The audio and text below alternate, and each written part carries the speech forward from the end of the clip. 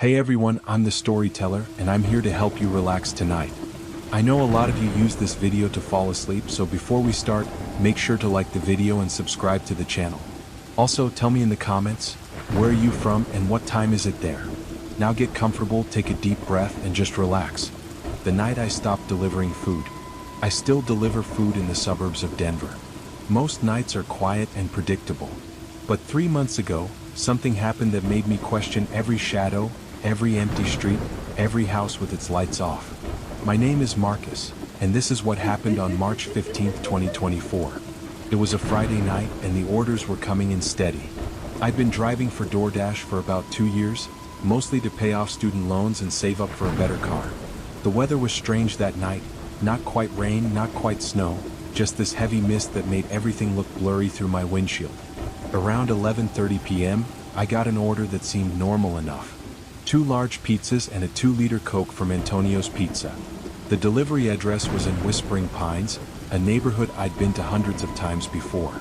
Nice area, decent tips, safe streets with working streetlights. The delivery instructions were simple. Leave at door. Don't ring bell. Text when delivered. Nothing unusual about that. Lots of people have sleeping kids or work night shifts. I picked up the order and started driving, my GPS showing a 12-minute route. The mist got thicker as I turned into Whispering Pines, and I had to slow down to read the house numbers. 1247 Elm Court was at the very end of a cul-de-sac, the last house before the street curved into darkness. Something fell off the moment I pulled up. Every other house on the street had at least one light on, porch lights, living room lamps, the blue glow of TVs. But 1247 was completely dark, like someone had thrown a black blanket over the entire property. I grabbed my phone and used the flashlight to find the walkway. The front door was painted dark red, though in the darkness it looked almost black. I set the food down carefully on the welcome mat and stepped back to take the confirmation photo. That's when I heard it. A soft scratching sound, like fingernails on wood, coming from the other side of the door. I froze, my thumb hovering over the camera button. The scratching stopped, then started again, more insistent this time. My heart began beating faster, but I told myself it was probably just a dog wanting to get out. I snapped the photo quickly and turned to leave. Wait. The voice came from behind the door, barely above a whisper but clear enough to make me stop. It was a woman's voice, thin and strained, like she'd been crying. Please, wait. Every instinct told me to keep walking, to get back to my car and drive away. But something in that voice made me pause. Ma'am, your food is on the porch, I said, taking a step backward. I'm supposed to leave it and go. I know, she whispered. But please, can you do something for me? Please? I should have left. I know that now. But I was young and stupid and thought I was being helpful. What do you need? I asked, still keeping my distance from the door. Call 911, she said, her voice breaking. But don't let him know. He's listening. He's always listening. My blood turned cold. I pulled out my phone, but before I could dial, I heard another voice from inside the house. A man's voice, deep and calm. Sarah, who are you talking to? Nobody, the woman replied quickly. Just thanking the delivery driver. We discussed this, Sarah. No talking to strangers. There was something in his tone that made my skin crawl, not angry but controlled in a way that felt more dangerous than shouting. I started backing away faster, my hand trembling as I tried to unlock my phone. The door handle began to turn. I ran. I didn't care about being professional or polite. I sprinted to my car, fumbled with my keys, and peeled out of that cul-de-sac like my life depended on it. As I drove away, I caught a glimpse of the front door in my rearview mirror. It was open, and a tall figure stood in the doorway, perfectly still, watching me leave. I pulled over 2 blocks away and called 911. My hands were shaking so badly I could barely hold the phone. I told the dispatcher everything, the woman's plea for help, the man's controlling voice, the address. They said they'd send officers to do a welfare check immediately. I sat in my car for 20 minutes trying to calm down, watching police cars speed past toward Whispering Pines. Part of me wanted to go back and see what happened, but a bigger part just wanted to go home and forget the whole thing. I completed 2 more deliveries that night, but my heart wasn't in it. Every dark house made me nervous. Every customer who didn't come to the door right away made me wonder what was happening inside. I got home around 2 a.m. and couldn't sleep. I kept replaying that woman's voice in my head. He's listening. He's always listening. The next morning, I checked the local news obsessively. Nothing about Whispering Pines or any police activity at that address. I checked again at lunch, then dinner. Still nothing. 3 days passed before I worked up the courage to drive by 1247 Elm Court again. It was during the day this time, sunny and normal looking.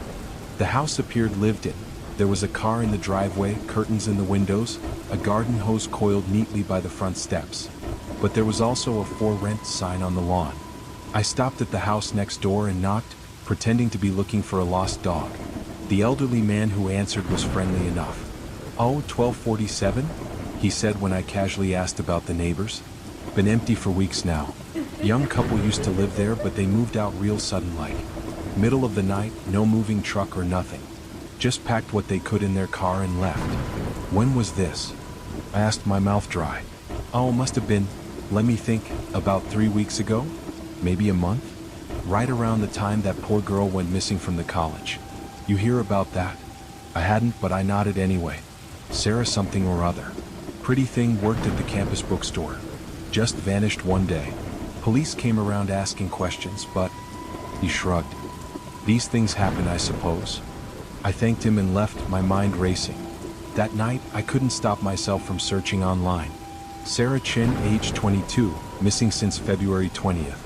Last seen leaving her job at the university bookstore. Her photo showed a smiling young woman with dark hair and bright eyes. The kind of person who looked like she had her whole life ahead of her. I called the police again, told them about my connection to the house, about the woman asking for help. The detective I spoke to sounded tired and skeptical. "Sir, we've had multiple reports about that address. We've checked it thoroughly. There's no evidence of any crime. But the woman, she asked me to call 911. Could have been a domestic dispute. Could have been someone playing a prank. Without evidence." I knew he was right, but it didn't make me feel better. A week later, I was making another delivery in Whispering Pines. Different street, but close enough that I could see Elm Court from where I parked. Something made me drive by 1247 one more time. There was a new family moving in, a young couple with a toddler. They looked happy, excited about their new home. I wanted to warn them, but what would I say? That I'd heard a woman asking for help 3 weeks after the house was supposedly empty? That I had a bad feeling? They'd think I was crazy. Maybe I was. I stopped delivering to Whispering Pines after that. Told my app one had a conflict with that area, took the hit on my acceptance rate. Some money isn't worth it. But here's the thing that still keeps me up at night. Last week, I was scrolling through social media and saw a post from a local missing persons group. They'd found Sarah Chin. She was alive, living under a false name in a town 3 states away. The post said she'd escaped from a dangerous situation but didn't provide details. There was a recent photo of her at what looked like a courthouse. She looked different, hair cut short and dyed blonde, face thinner, eyes that had seen too much. But I recognized something else in that photo. In the background, barely visible, was a man in a dark jacket. The photo was blurry, but something about his posture, the way he stood perfectly still. It was him. The figure from the doorway. I'm sure of it. I've reported this to the police, to the FBI tip line, to anyone who will listen. But without a clear photo, without proof, there's nothing they can do. Sarah Chin is safe now, they say. Case closed. But I know he's still out there. Still watching. Still hunting. And sometimes, late at night when I'm making deliveries, I wonder if he remembers the driver who almost ruined everything. If he's looking for me too. I still deliver food, but I'm different now. I carry pepper spray. I never approach dark houses. And when someone asks me to wait, to help, to do anything beyond leaving their food at the door, I remember that whispered voice, that scratching at the door, that perfect stillness in the doorway. And I drive away. Because some doors should never be opened. And some cries for help come too late. The last guest in room 237. I've worked the night shift at the Grandview Hotel for 8 years now. It's not a fancy place, just a 3-story building off Highway 50, the kind of spot where truckers and tired families stop for the night. I've seen all sorts of things in those 8 years, but nothing prepared me for what happened on April 2nd, 2024. My name is Janet, and I need to tell someone about room 237. It started out as a typical Tuesday night.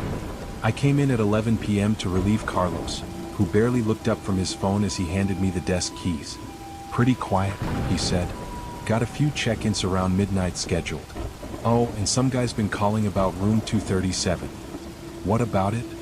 I asked, settling into the worn office chair behind the desk. Wants to know if it's available. Called 3 times today. I told him it's occupied through the week, but he keeps insisting. Carlos shrugged and grabbed his jacket. Weird guy. Real soft voice like he's whispering. Gives me the creeps. I wasn't too concerned. We get all types at the Grandview, and some people have specific room preferences. Carlos left, and I started my usual routine. Checking the reservation system, straightening the lobby magazines, making sure the coffee pot was clean for the morning. Around 11:45, the phone rang. Grandview Hotel, this is Janet speaking. Silence on the other end, but I could hear breathing. Soft, measured breaths. Hello? Can I help you? Room 237, the voice said. Carlos was right, it was barely above a whisper, but there was something else about it that made me grip the phone tighter. I'm sorry, sir, but that room is occupied. I can offer you. No. The word came out sharp, unlike the whisper. It has to be 237. Sir, I have several other rooms available. Room 235 is right next door, same layout. You don't understand, he whispered. I need to finish what I started. The line went dead. I stared at the phone for a moment, then checked our system. Room 237 was occupied by a Miss Catherine Walsh, checked in 2 days ago, scheduled to check out Friday. Single occupancy, no disturbances noted. I made a mental note to mention the calls to my manager in the morning. At midnight, a young couple came in looking for a room. They were nice enough, road tripping to California, needed a place to crash. I got them set up in room 104 and forgot about the strange caller. Around 1:30 a.m., I was doing my security walk. It's something we're supposed to do every 2 hours, just a quick patrol of the hallways, checking for any disturbances or maintenance issues. Second floor was quiet, just the hum of the ice machine and someone's TV playing too loud in room 215. When I reached the 3rd floor, something felt different. The hallway was colder than usual, and there was a smell I couldn't quite place. Something sweet and metallic, like copper pennies mixed with perfume. I walked slowly down the corridor, my keys jingling softly on my belt. Room 237 was at the far end, the last door before the emergency exit. As I got closer, the smell got stronger. The door to 237 was slightly open. Not wide open, just cracked maybe an inch, darkness visible through the gap. This immediately set off alarm bells. Our doors are self-closing and auto-lock. The only way it could be open is if someone had propped it. I knocked softly. Ms. Walsh? This is hotel security. Your door is open. No response. I knocked again, louder this time. Ms. Walsh? The smell was overwhelming now, making my eyes water. I pushed the door open wider and reached for the light switch. What I saw in that room will haunt me for the rest of my life. The walls were covered in writing. Not painted or drawn, scratched into the wallpaper and drywall with something sharp, maybe fingernails. The same phrase over and over. He found me, he found me, he found me. The bed was torn apart, mattress slashed open, stuffing scattered like snow across the floor. And there was blood. Not pools of it, but droplets and smears, leading from the bed to the bathroom. I should have backed out and called the police immediately. Instead, I followed the trail to the bathroom door, which was closed. I knocked. Ms. Walsh? Are you hurt? I'm coming in to help. I turned the handle and pushed the door open. The bathroom was empty, but the mirror was shattered, pieces of glass in the sink mixed with more blood. Written on the wall in what looked like lipstick were the words, Room 237 knows. I backed out of the room, my hands shaking as I reached for my radio. This is Janet. I need police and ambulance at room 237 immediately. That's when I heard it. A whisper, so close it could have been right next to my ear. You shouldn't have let her stay there. I spun around, but the hallway was empty. Just me and that open door and the smell of blood and fear. I ran. I'm not proud of it, but I ran down those stairs faster than I've ever moved in my life. I locked myself in the office behind the front desk and called 911 from there. The police arrived within 10 minutes, though it felt like hours. I watched from the office as they went upstairs, heard their radios crackling with codes I didn't understand. Detective Morrison was the one who finally came to talk to me. We need to see your security footage, she said, and we need to find Catherine Walsh. I pulled up the footage on our ancient system. starting from when Ms. Walsh had checked in 2 days earlier. She looked normal on the video, mid-30s, brown hair, rolling a small suitcase. Nothing unusual about her check-in. But when we fast-forwarded to that night, things got strange. At 11:47 p.m., the camera showed Ms. Walsh leaving her room looking panicked. She kept glancing over her shoulder as she hurried toward the elevator. At 11:52 p.m., she was seen in the lobby approaching my desk. But here's the thing, I was there at 11:52. I never saw her. The video showed her standing right in front of me, gesturing frantically, apparently speaking. But in my memory, I was alone, just reading a magazine. This doesn't make sense, I told the detective. I would have seen her. I would have helped. Detective Morrison's face was grim. Keep watching. At 11:54 p.m., the video showed a man entering the lobby. Tall, thin, wearing a dark coat despite the warm April weather. He walked directly to the desk and I appeared to hand him something, a key card. I would never. I stammered. Keep watching, she repeated. The man walked to the elevator. Ms. Walsh, still at my desk, turned to follow him, her mouth open in what looked like a scream. But I just sat there, staring straight ahead, no reaction at all. At 12:03 a.m., the third-floor camera caught the man entering room 237. Ms. Walsh arrived moments later, pounding on the door. The door opened and she was pulled inside. That was the last image of her on our cameras. I don't remember any of this, I said, my voice barely working. I swear to God, I don't remember. The detective studied me for a long moment. We've seen this before, she finally said. Not here, but at other hotels. Always room 237. What do you mean? She pulled out a tablet and showed me a series of police reports. Different hotels, different states, but always the same room number. Always a woman guest who disappeared. Always a night clerk who couldn't remember. We think he's using some kind of drug, she explained. Aerosol maybe. Something that causes short-term memory loss and compliance. You were likely exposed when he entered the lobby. But why room 237? I asked. We don't know. The first incident we can trace was 5 years ago. A woman named Sarah Brennan, staying in room 237 at a motel in Nevada. She disappeared, same circumstances. Since then, there have been 12 more. 13, I corrected. If you count tonight. She nodded grimly. We'll find Ms. Walsh. We have to. But they didn't find her. Not that night, not the next day, not in the weeks that followed.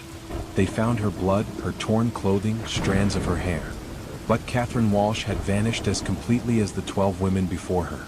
The hotel closed room 237 permanently. They even removed the number from the door, renumbered it as 239. But I know it doesn't matter. He's still out there looking for the next room 237. I quit the Grandview the day after the investigation concluded.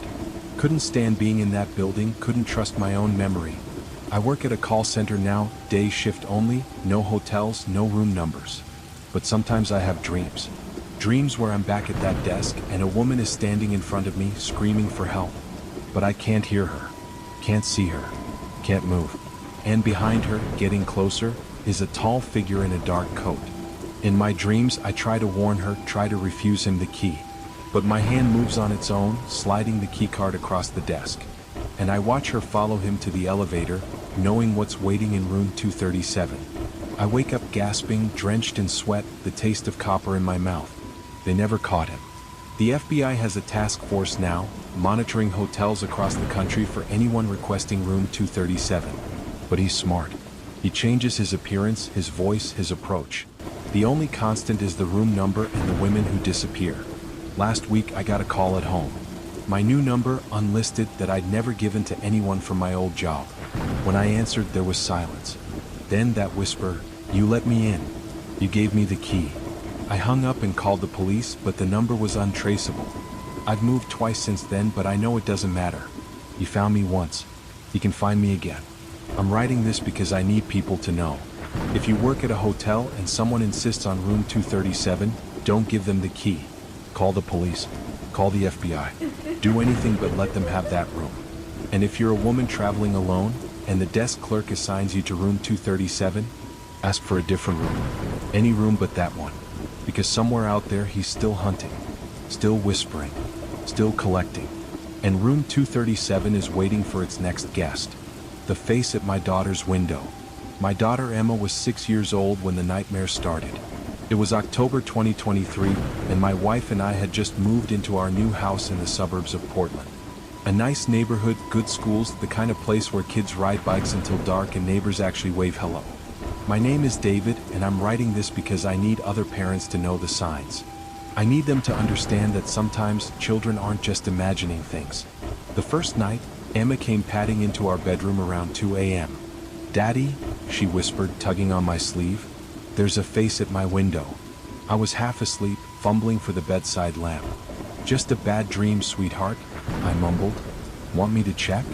She nodded, her little hand gripping mine as we walked back to her room. Her bedroom was on the second floor, overlooking the backyard. Nice big window with pink curtains my wife had picked out. I pulled the curtains aside and showed her nothing but darkness and the oak tree that grew close to the house. "See? Nothing there. Just shadows from the tree." Emma didn't look convinced, but she climbed back into bed. I stayed until she fell asleep, then stumbled back to my own room. The next night, same thing. And the next. By the fourth night, my wife Sarah was getting frustrated. "She's just adjusting to the new house," she said. "We need to be firm or this will become a habit." So when Emma came in that night, Sarah walked her back to her room. I heard them through the wall, Sarah's patient voice explaining that big girls sleep in their own beds, that there was nothing at the window. Then I heard Emma scream. Not a whimper or a cry, a full-throated scream of terror. I ran to her room to find her in Sarah's arms, shaking and pointing at the window. "He smiled at me," she sobbed. "He smiled and waved." Sarah looked shaken. I thought I saw something too. Just for a second. Must have been a reflection." We spent the rest of that night in Emma's room, taking turns sitting by her bed. In the morning, I installed a motion sensor light in the backyard, aimed at her window. "This will scare away any raccoons or birds," I told Emma, though we both knew it wasn't animals she was afraid of. For a week, things were quiet. The light would sometimes flick on in the middle of the night, but when I checked, the yard was always empty. Probably just cats, I told myself. Then Emma stopped sleeping entirely. We'd find her sitting up in bed, staring at the window even with the curtains drawn. She'd flinch at shadows, jump at sounds. Dark circles appeared under her eyes. "We need to do something," Sarah said one morning as Emma picked at her breakfast. "Maybe child therapy? This isn't normal." I agreed to make an appointment, but something was bothering me. The motion light had been going off every night, always around 2 a.m. Always for just a few seconds. That night, I decided to stay up and watch. I set up in the guest room, which had a view of the backyard. Lights off, curtains cracked just enough to see. At 1:58 a.m., I saw movement by the fence. A shadow detaching itself from the larger darkness, moving slowly, deliberately toward our house. The motion light clicked on. In the harsh white light, I saw him clearly. A man maybe 40 years old, thin and pale. He was wearing dark clothes and carrying something. It took me a moment to realize it was a small ladder. He set it against the oak tree and began to climb. My blood turned to ice as I watched him navigate the branches with practiced ease, moving toward Emma's window.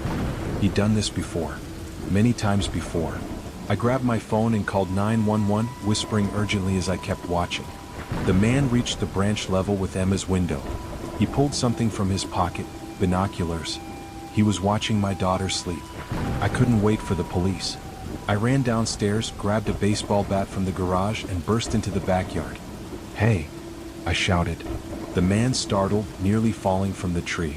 He saw me coming and scrambled down faster than seemed possible, leaving his ladder behind. I chased him to the fence, but he was over it and gone before I could reach him. The police arrived 5 minutes later. They took the ladder as evidence, searched the neighborhood. In the tree, they found something that made my stomach turn, a small platform made of plywood, painted black to blend with the branches. He'd built himself a viewing spot. "How long has this been here?" the officer asked. I thought about Emma's nightmares, about how they'd started almost immediately after we moved in. "At least 3 weeks, I said. They never caught him that night, but they found evidence. The ladder had fingerprints. The platform had wear marks showing extended use. In the bark of the tree, they found carved dates going back 2 months, before we'd even moved in. He'd been watching the previous family too. The detective assigned to our case, Detective Chen, was honest with us. These types of predators are often very patient, she said. They watch, they wait, they learn routines. The good news is now that he knows we're onto him, he'll likely move on. Likely? Sarah demanded. We're increasing patrols. We've notified all the neighbors. And I'd recommend some security upgrades. We did more than upgrade. We installed cameras covering every angle of the house. Motion lights on all sides. An alarm system that could wake the dead. And we cut down the oak tree despite it being a beautiful old growth that had probably stood for 50 years. Emma watched from the window as it came down. Is the bad man gone now? She asked. Yes, sweetheart. He's gone. For a month, life returned to normal. Emma started sleeping again. The bags under her eyes faded. She even made friends with the girl next door. I started to relax, to believe it was over. Then I got a call from Detective Chin. We matched the fingerprints, she said. Robert Kelly, 43.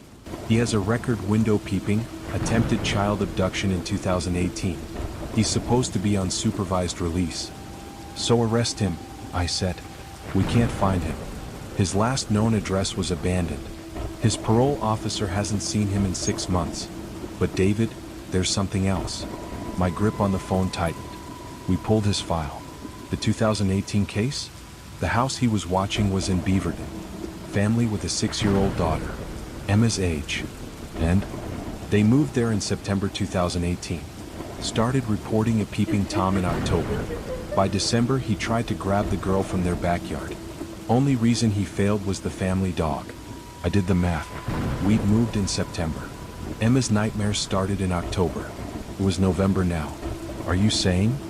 I'm saying be very careful. Keep those cameras on. And David? The family in Beaverton? Their daughter's room was on the 2nd floor too, facing a large tree. That night, I showed Emma a photo array the detective had sent. 6 different men, all similar looking. Have you ever seen any of these people?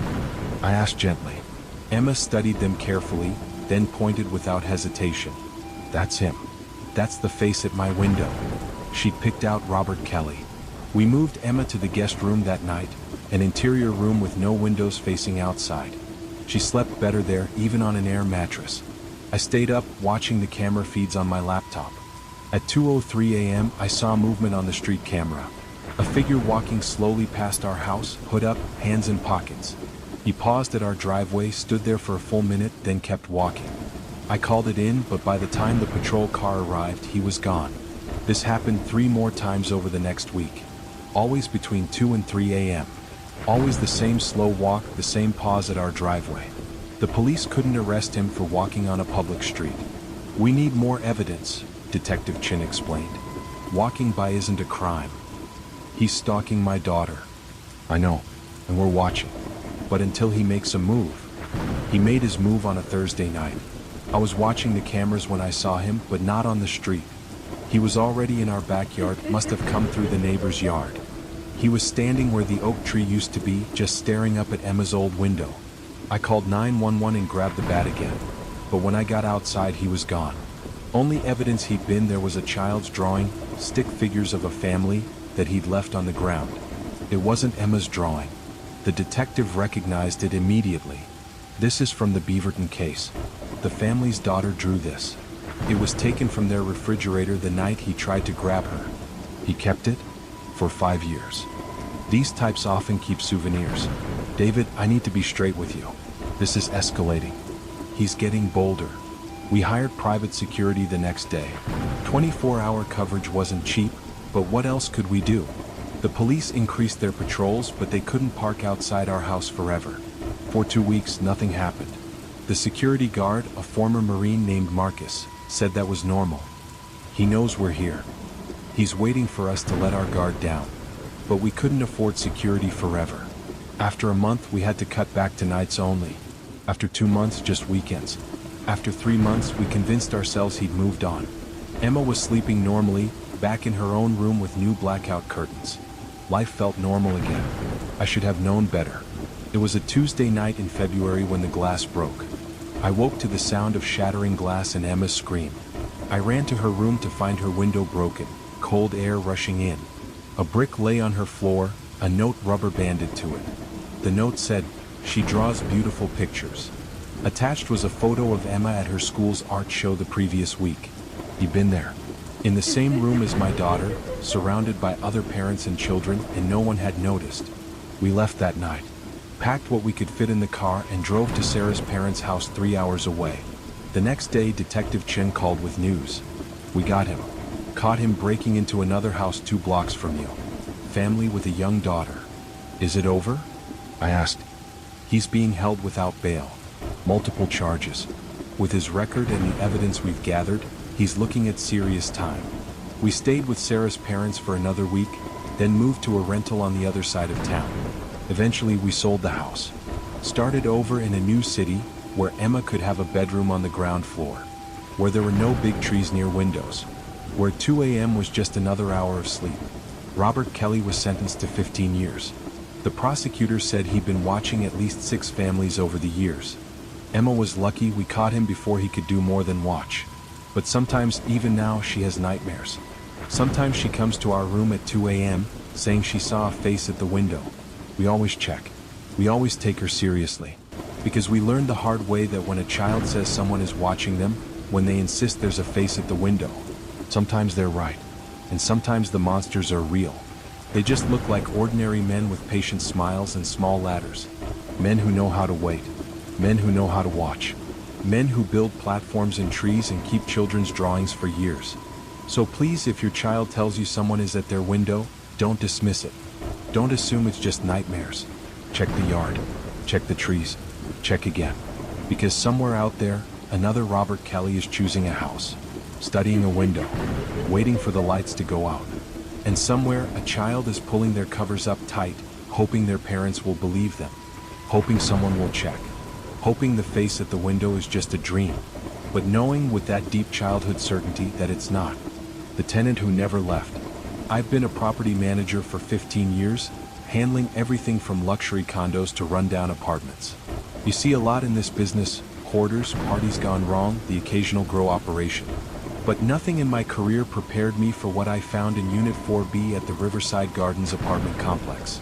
My name is Tom, and this happened just 6 months ago in September 2023. Riverside Gardens isn't fancy. It's a 1970s complex with 3 buildings, 12 units each. Working class families, mostly. The kind of place where people stay for years because the rent is reasonable and the neighborhood is quiet. Unit 4B had been rented to a Mr. Gerald Price since 2019. Quiet guy, mid-50s, always paid rent on time. Never complained, never caused problems. The perfect tenant, really? That's why I didn't think much of it when his September rent was late. People forget sometimes. I sent the standard reminder notice, then a second one. By the 3rd week of September, I tried calling. The number was disconnected. On September 25th, I decided to do a welfare check. Company policy says we need to give 24-hour notice before entering, but welfare checks are different. If we're genuinely concerned about a tenant's safety, we can enter with the maintenance supervisor as a witness. I brought Marcus, our head of maintenance, and knocked on the door of 4B around 10 a.m. Mr. Price?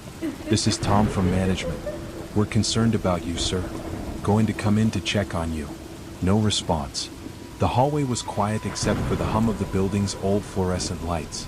I noticed mail overflowing from the slot next to his door, bills, flyers, what looked like several urgent notices from the postal service. I used my master key and slowly opened the door. The smell hit us immediately. Not death, I've unfortunately encountered that before, but something else. Stale air mixed with something chemical like cleaning supplies gone bad. Mr. Price. I called again, stepping inside. The apartment was dark, all the blinds drawn tight. Marcus hit the light switch, but nothing happened.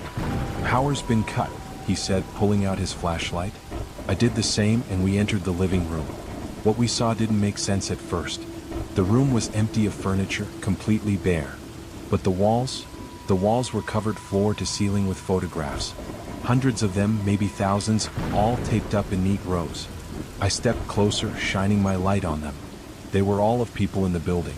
Tenants going about their daily lives, checking mail, walking to their cars, carrying groceries. Men, women, children. Some photos were taken from inside the building, but others were taken through windows. People cooking dinner, watching TV, kids doing homework, private moments that no one should have seen. Jesus Christ, Marcus whispered. Tom, look at this. He was shining his light on a section of wall near the kitchen. These photos were different, they all featured the same woman. Mrs. Chen from 2A, a young mother with twin boys. The photos showed her everywhere, at the playground with her kids, at the grocery store, even inside her apartment. One showed her sleeping. We need to call the police, I said, already pulling out my phone. But Marcus had moved to the bedroom door. Tom, he said, his voice strange. You need to see this. The bedroom was worse, much worse. The walls here weren't covered in photos, they were covered in schedules. Detailed timelines for dozens of tenants. 6:45 a.m. Mr. Rodriguez leaves for work. 3:30 p.m. Chen twins get off school bus. 10:15 p.m. Miss Patterson walks dog. Every movement, every routine, documented with frightening precision. In the center of the room was a desk with multiple monitors, all dark now without power. But there were battery-powered devices still running, small screens showing feeds from what looked like hidden cameras.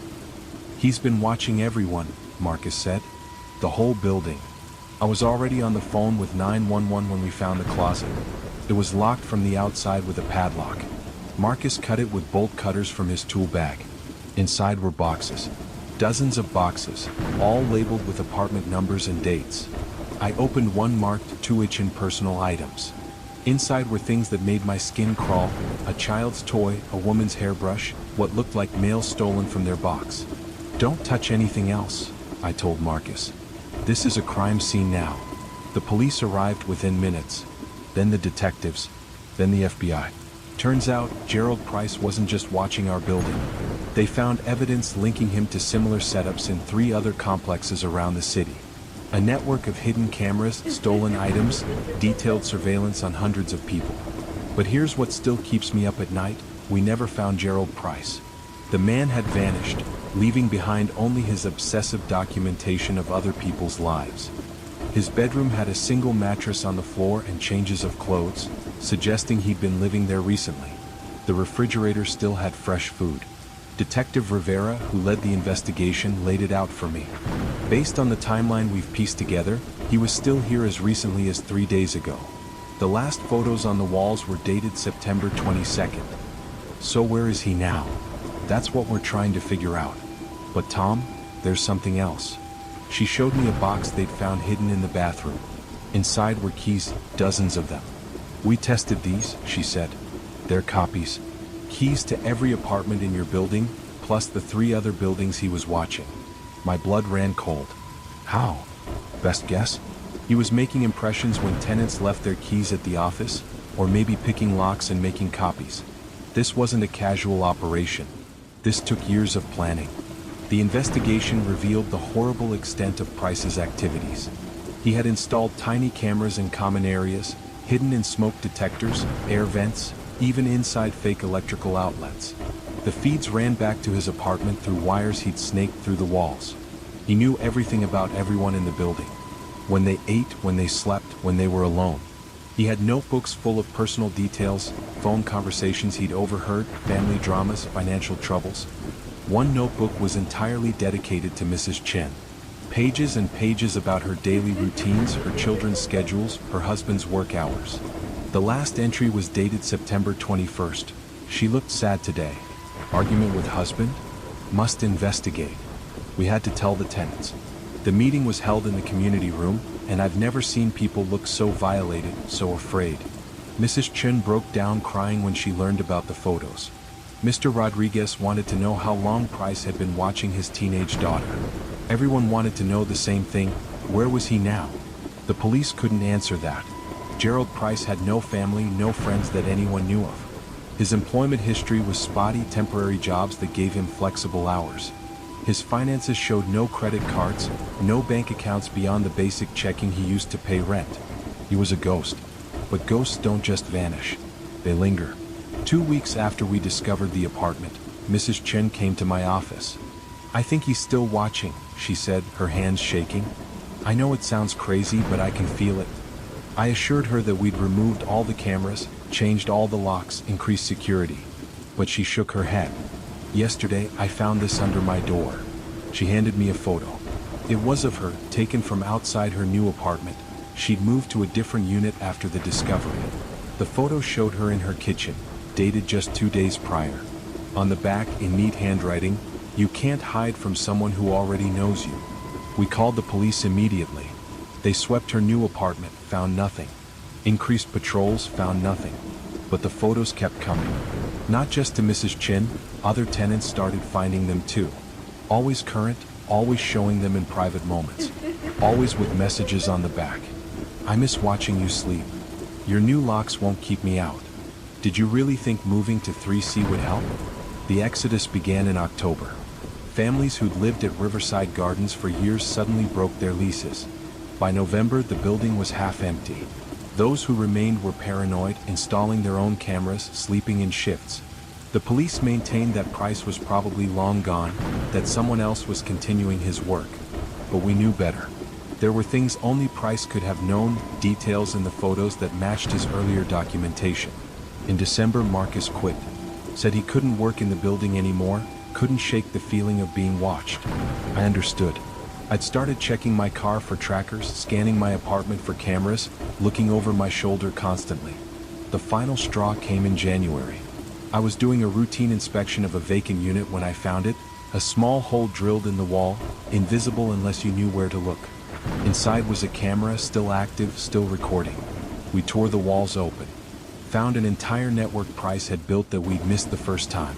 Cables running through ventilation shafts, cameras in places we'd never thought to check. He'd turned the entire building into his personal surveillance system. That's when I realized the truth: he'd never left. Somewhere in the building, in some space we hadn't found, Gerald Price was still there. Still watching. Still documenting. The building was condemned in February. All remaining tenants relocated. But before the demolition, I went back one last time. Call it closure, call it stupidity. I wanted to walk through 4B again to try to understand. The apartment was exactly as we'd left it, minus the evidence the police had taken. But there was something new on the wall. A single photo placed precisely in the center of where the others had been. It was of me entering the building 20 minutes earlier. I ran. I didn't stop running until I was in my car, doors locked, driving away. I changed jobs, moved to a different city. But sometimes I still get them. Photos slipped under my door, left on my windshield, mailed with no return address. Always recent, always watching. The police say Gerald Price is still missing. They say he's probably dead or fled the country. But I know the truth. He's out there, finding new buildings, new tenants to watch, learning their routines, documenting their lives, building his collection. And sometimes, late at night when I check my locks for the 5th time, I wonder if he's watching me right now. If he's documenting my new routines, my new fears. If one day I'll come home to find my walls covered in photos of my own life. Photos I never knew were being taken. Moments I thought were private. Because that's what Gerald Price taught me: privacy is an illusion. We're all being watched by someone. Most of the time we just don't know it. But once you do know, once you've seen those walls covered in photographs, those detailed schedules, those stolen moments, you never stop looking over your shoulder. You never stop checking the walls for tiny holes. You never stop wondering who's on the other side of the camera. And you never ever feel alone again.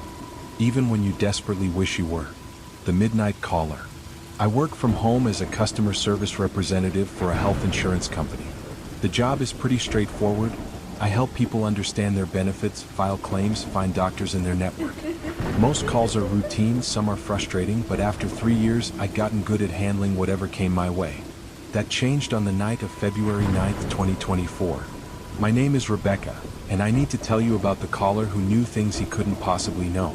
I usually work the 3 p.m. to 11 p.m. shift, handling calls from my home office in suburban Milwaukee. The company had gone fully remote during COVID, and I'd grown to love working from home. No commute, no office politics, just me in my converted spare bedroom with my headset and dual monitors. It was 10:47 p.m. when the call came in, 13 minutes before my shift ended. I almost didn't take it. I could have let it roll to the next rep, but my stats were good that week and I wanted to keep them that way. Thank you for calling Meridian Health Insurance. This is Rebecca. How can I help you today? Silence on the other end, but I could hear breathing. Slow, measured breaths. Hello? Can you hear me? Rebecca, the voice said. Male, soft-spoken, oddly calm. Such a pretty name. Means to bind in Hebrew. Did you know that? A little weird, but I'd had stranger calls. How can I help you today, sir? Do you have a question about your coverage? I have a question, he said, but not about insurance. I felt my customer service smile falter slightly. Sir, this is a health insurance helpline. If you don't have an insurance-related question, you're working late tonight, Rebecca. All alone in that blue room of yours. My blood chilled. I glanced around my office. The walls were indeed painted blue, a calming shade I'd chosen last year. But how could he? Sir, I'm going to end this call now. Your shift ends in 12 minutes, he continued as if I hadn't spoken. Then you'll make yourself that chamomile tea you like. The one with honey. You'll check on your daughter, sweet little Emma, isn't she? 8 years old next month. My hand was shaking as I reached for the panic button we're supposed to use for threatening calls. It would alert my supervisor and security. You shouldn't have taken my claim denial so lightly, Rebecca. I froze. What? 3 months ago, October 15th, you denied my claim for treatment. Said it wasn't medically necessary. Do you remember? The camera in the ceiling. I've been working as a home health aide for 12 years now. The job has its challenges, but I've always loved helping people stay comfortable in their own homes. Most of my clients are elderly folks who need assistance with daily tasks, medication reminders, meal prep, light housekeeping. My name is Patricia, and I need to tell you about what happened at the Morrison house last spring. It was April 2024 when the agency assigned me to a new client. Harold Morrison, 78 years old, recently widowed, living alone in a large Victorian house on the north side of town. The intake note said he needed help with meals and cleaning after a mild stroke left him with limited mobility on his left side. Seemed straightforward enough. I'd handled dozens of similar cases over the years. The first time I pulled up to the Morrison house, I was impressed. 3 stories of well-maintained Victorian architecture, wraparound porch, beautiful gardens that someone was clearly still tending. The kind of house that had been in the same family for generations. Mr. Morrison answered the door himself, leaning heavily on a cane. He was a thin man with sharp blue eyes and silver hair combed neatly to the side. His handshake was firm despite the stroke. You must be Patricia, he said, his voice warm and welcoming. Please come in. I've been looking forward to meeting you. The inside of the house was just as impressive as the outside. Original hardwood floors, crown molding, antique furniture that looked like it belonged in a museum. Everything was clean but had that slightly musty smell that old houses get. Beautiful home, I said, setting down my bag in the foyer. Been in my family since 1892, he said proudly. My great-grandfather built it. Would you like a tour? I agreed, thinking it would help me get familiar with the layout. He moved slowly but steadily, pointing out different rooms and sharing little stories about the house's history. The kitchen was enormous, with original cabinets and a modern stove that looked barely used. The living room had a stone fireplace and built-in bookshelves packed with leather-bound volumes. Upstairs are the bedrooms, he said, pausing at the bottom of the staircase.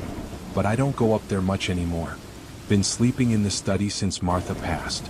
Martha was his wife, I learned. They'd been married 54 years when she died of cancer 6 months earlier. The stroke had happened just 2 weeks after her funeral. I'm very sorry for your loss, I said. He nodded, his eyes distant. The house feels different without her. Too quiet. That's partly why I'm glad to have help now. We established a routine quickly. I would arrive at 9 a.m., help him with breakfast, do some light cleaning, prepare lunch, and leave around 2 p.m. Mr. Morrison was an easy client, polite, cooperative, interesting to talk to. He'd been a history professor at the local college and had fascinating stories about his travels. For the first 2 weeks, everything was perfectly normal. Then I started noticing odd things. It began with the feeling of being watched. You know that sensation when someone's eyes are on you? That prickle at the back of your neck? I'd be washing dishes or folding laundry and feel it strongly, but when I'd turn around, Mr. Morrison would be in his study or napping in his chair. I told myself it was just the old house. Places with that much history can feel heavy sometimes, but the feeling persisted and grew stronger. One morning, I was cleaning the guest bathroom on the first floor when I noticed something strange. There was a small hole in the ceiling, right in the corner where the walls met. It was perfectly round, about the size of a dime. I might not have noticed it at all, except a thin beam of sunlight was coming through it from the room above. I stood on the toilet lid to get a closer look. The edges of the hole were smooth like it had been drilled. There were tiny scratches around it as if something had been installed and removed. Find something interesting? I nearly fell off the toilet. Mr. Morrison was standing in the doorway, leaning on his cane. "Oh, you startled me," I said, climbing down carefully. "I was just noticing this hole in the ceiling. Might want to get it patched before water damage sets in." He looked up at where I was pointing, squinting. "Ah yes, old house problems. I'll make a note of it. Thank you for being so thorough." But something in his expression made me uneasy. His smile didn't quite reach his eyes. After that day, I started looking more carefully. I found similar holes in other rooms, the kitchen, the downstairs hallway, even one in the small powder room. Always in corners, always that same perfect circle. Some had been hastily spackled over, but you could still see the outline if you knew where to look.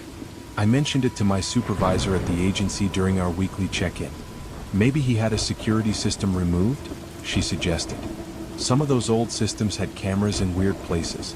That made sense, but something still felt off. Why remove a security system when you're living alone and have limited mobility? The next week, I was dusting the built-in shelves in the living room when I found a small electronic device tucked behind some books. It was black, about the size of a deck of cards, with a tiny lens on one side. Camera. My hands started shaking as I realized what I was holding. I quickly put it back where I found it and finished my work as normally as possible. But my mind was racing. That afternoon, after Mr. Morrison had settled in for his post-lunch nap, I did something I shouldn't have. I went upstairs. The second floor was dusty but not abandoned. The master bedroom looked like it hadn't been touched since Martha died, her reading glasses still on the nightstand, a cardigan draped over a chair. But it was the room next to it that made my blood run cold. It was set up like an office with a desk facing a wall of monitors. 6 screens, all dark now, but the setup was clearly for surveillance. There were cables running into the walls, labels with room names stuck beneath each monitor. On the desk was a stack of DVDs, each labeled with dates going back months. Some were from before I started working there. My hands trembling, I picked up one from 3 weeks ago and saw my name written on it in neat handwriting. Patricia, Kitchen Conversations. I heard the stairs creak. Moving as quietly as possible, I slipped out of the room and ducked into the bathroom just as Mr. Morrison reached the top of the stairs. "Patricia?" he called out. "Are you up here?" I flushed the toilet and came out, trying to look embarrassed. "Sorry, Mr. Morrison. The downstairs bathroom was occupied and I really had to go." He studied me for a long moment, then smiled, that same smile that didn't reach his eyes. "No problem at all. Though I should mention, the upstairs bathroom hasn't been cleaned in months. Probably not very sanitary." "I'll keep that in mind," I said, moving past him toward the stairs. "Patricia?" I stopped, not turning around. "You're not thinking of quitting on me, are you? I've grown quite fond of our time together." "Of course not," I lied. "I'll see you tomorrow, Mr. Morrison." I called in sick the next day, and the day after that. I needed time to think, to figure out what to do. The agency called, said Mr. Morrison was worried about me, hoped I felt better soon. I knew I should report what I'd found, but I kept thinking about those DVDs. What exactly had he recorded? What did Kitchen Conversations mean? I handled dozens of calls every day. There was no way I could remember a specific claim from 3 months ago. "Sir, if you have a concern about a claim denial, I can transfer you to our appeals department." "I don't want to appeal, Rebecca. I wanted you to understand what medically necessary really means. And now I think you will." The line went dead.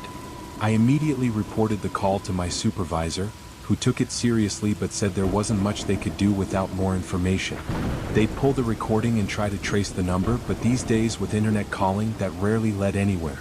I tried to shake it off. We dealt with angry customers all the time. Some made threats. It was part of the job. But he knew about my blue office. He knew about Emma. He knew about the tea. That night, I double-checked all the locks, set the alarm, and barely slept. The next day, I asked IT to pull all my calls from October 15th. There were 43. I listened to each one, looking for something familiar about the voice. Nothing. 3 days passed without incident. I started to relax, convinced it had been an elaborate prank or a lucky guess about common details. Lots of people have blue offices. Lots of mothers have young daughters. Chamomile tea is hardly unique. Then the packages started arriving. The first was a box of chamomile tea, the exact brand I used, left on my doorstep with no delivery label. The second was a child's drawing book, the kind Emma loved, with a note. For Emma's birthday. She loves to draw, doesn't she? The third made me call the police. It was a photo album. Inside were pictures of me at the grocery store, walking Emma to school, sitting in my office working. That last one was taken through my window. At night, while I was on a call. The detective assigned to my case, Detective Williams, was a tired-looking woman in her 50s who'd clearly seen too much. "Has anyone made specific threats against you recently?" she asked. I told her about the call, about the claim denial he'd mentioned. She had me work with IT to pull every claim denial from October.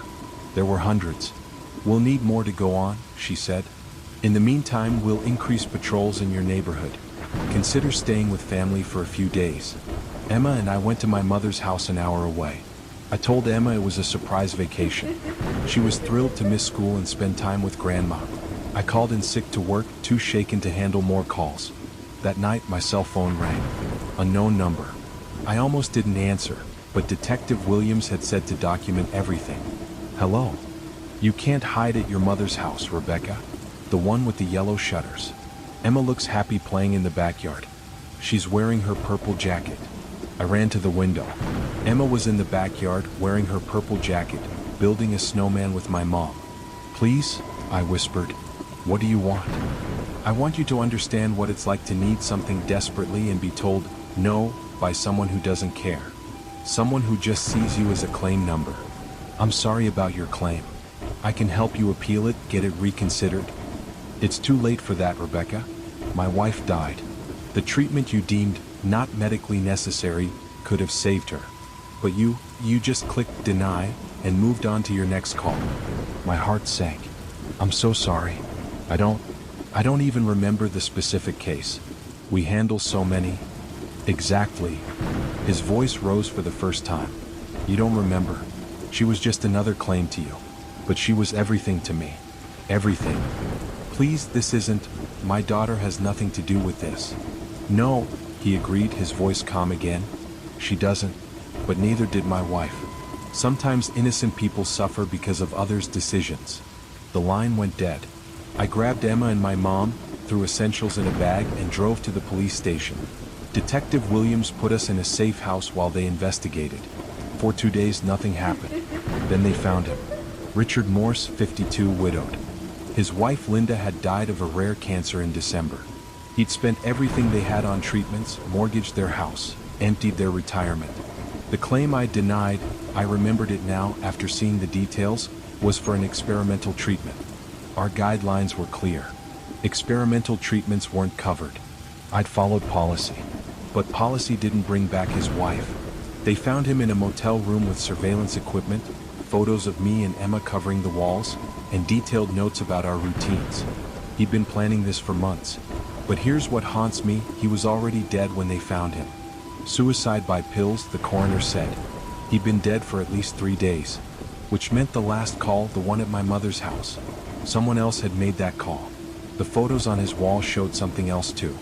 He wasn't working alone. There were messages, emails to someone called Jay. Someone who'd lost their child because of a claim denial. Someone who blamed the insurance company. Someone who was still out there. I quit my job the next week. Couldn't bring myself to put on that headset again, to cheerfully answer calls while wondering if the next voice would be someone whose life I'd unknowingly destroyed. Emma and I moved in with my mother permanently. I work at a local library now, quiet, safe, no life or death decisions. But sometimes when the phone rings late at night, I remember Richard Morse. I remember his soft voice, his careful words, his desperate need for someone to blame. And I wonder about Jay. About who they are, who they lost, which claim they're fixated on. Whether they're watching other representatives now, learning their routines, documenting their lives. The police say I'm safe, that Richard Morse was the real threat and he's gone. But I know better. Because last week, on the anniversary of Linda Morse's death, I found something in my mailbox. A single claim form, filled out but not submitted. The patient name was blacked out, but the treatment requested was the same experimental cancer therapy Linda had been denied. At the bottom, in neat handwriting, "How many more, Rebecca?" I turned it over to the police, but we all know the truth. Richard Morse may be gone, but his mission isn't. Somewhere out there, someone else is watching. Someone else is planning. Someone else is deciding that policymakers need to understand the human cost of their decisions. And they're right about one thing I do understand now. Every denial, every policy, every guideline has a face behind it. A family. A future that changes with a single click. I understood too late for Linda Morse. But maybe that was the point all along. Not to save her, but to make sure people like me never forget that we're not just processing claims. We're holding lives in our hands. And sometimes, when we let them slip through our fingers, someone decides to make us pay.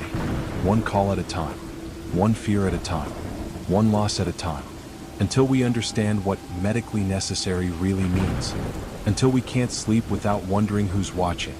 Until every phone call might be the one that changes everything. I understand now, Mr. Morse. I really do. I just wish understanding didn't feel so much like drowning. They were arranged too precisely, like a display. A teddy bear sat perfectly centered on the bed, arms spread in an exact symmetrical pose. Building blocks on a shelf formed perfect geometric patterns. I took my photos and moved on, but the feeling of wrongness intensified. In the master bedroom, I noticed the books on the nightstand. They were all the same book. 5 copies of Home, A Guide to Perfect Living by an author I'd never heard of. I picked one up and flipped through it. The pages were blank. Every single page completely blank. I checked the others, same thing. Just empty books with printed covers. My hands were shaking as I set them back exactly as I'd found them. The master bathroom was where things went from strange to terrifying. I was photographing the soaking tub when I noticed the mirror. In its reflection, I could see the bedroom behind me. But there was someone standing in the bedroom doorway. A woman in a floral dress, perfectly still, facing away from me. I spun around. The doorway was empty. I looked back at the mirror. She was still there in the reflection, hadn't moved an inch. I raised my camera and took a photo of the mirror. Through the viewfinder, I could see her clearly. When I lowered the camera, she was gone from the reflection too. I should have left right then. Every instinct screamed at me to get out. But I thought of the double pay of my professional reputation. Just finish the job and leave, I told myself. The basement was the last area to photograph. The door was in the kitchen, painted the same white as the walls, almost invisible. I opened it to find wooden stairs descending into darkness. The light switch didn't work. I used my camera's flash to light the way down. The basement was unfinished concrete, completely empty except for one thing. In the center of the floor was a metal hatch like you'd see on a ship. It was circular, about 3 feet across, with a wheel handle in the center. I approached it slowly, my footsteps echoing in the empty space. The metal was cold to the touch, far colder than it should have been. There were words etched around the rim of the hatch. I had to kneel down to read them in the dim light. What is perfect must remain perfect. What is below must remain below. I stood up quickly, backing away from the hatch. That's when I heard it. A sound from beneath the metal. Scratching. Rhythmic, deliberate scratching. Like fingernails on metal. I ran. Up the stairs, through the kitchen, out the front door. I threw my gear in the car and peeled out of there, gravel spraying behind me. It wasn't until I was back on the main highway that I stopped shaking enough to think clearly. I pulled over and called Mrs. Voss. The number was disconnected. I checked my emails, her messages were gone. My bank account showed no deposit for the job. It was like she had never existed. But I had the photos. Hundreds of them on my camera's memory card. Proof that I hadn't imagined it all. That night, I went through them on my computer. They were all there, every room, every angle. Beautiful, professional shots of a perfect house. Until I got to the mirror photo from the master bathroom. The woman was there just as I'd seen her. But now she was facing the camera. Her face was blurred, but I could make out her expression. She was screaming. I deleted the photo immediately. But when I went back to my folder, it was there again. I deleted it again. It came back. No matter how many times I tried, the photo would reappear. I decided to look into the property. The address led to an empty lot according to county records. No house had ever been built there. The land was owned by the state, had been for decades. I drove back the next day, had to see for myself. Found the same private drive, the same gravel road. But when I reached the clearing, it was empty. Just grass and trees. No sign a house had ever been there. No foundation, no driveway, nothing. I got out and walked around looking for any trace of what I'd seen. In the center of the clearing, I found a metal plate in the ground. The same size as the hatch I'd seen in the basement. The same words etched around the rim. I didn't try to open it. I got back in my car and left, and I've never been back. But the photos are still on my computer. I've tried everything, deleting them, formatting the drive, even buying a new computer. They always come back, and there are more of them now. Photos I didn't take. Photos of rooms I never entered. Photos of people in those rooms. Sometimes I recognize the woman in the floral dress. Sometimes there are others. They're always screaming. Last week, a new folder appeared on my desktop. Upcoming shoots, it was labeled. Inside was a single file, a calendar appointment for next month. Same address, same client, same house that shouldn't exist. I won't go back. I've already made that decision. But I check the folder every day and the appointment is still there. And yesterday, a new detail was added. Client will be present this time. I'm selling my camera equipment, closing my business, moving to the other side of the country. Maybe that will be enough distance. Maybe the photos will stop appearing. Maybe I'll stop dreaming about that hatch in the floor and what's underneath it. But I know the truth. Some doors, once opened, can never really be closed. And some houses exist in more than one place at once. Perfect on the surface, screaming underneath, waiting for the next photographer to come and capture their impossible rooms. Waiting to add more photos to a collection that grows on its own. Waiting to be perfect forever.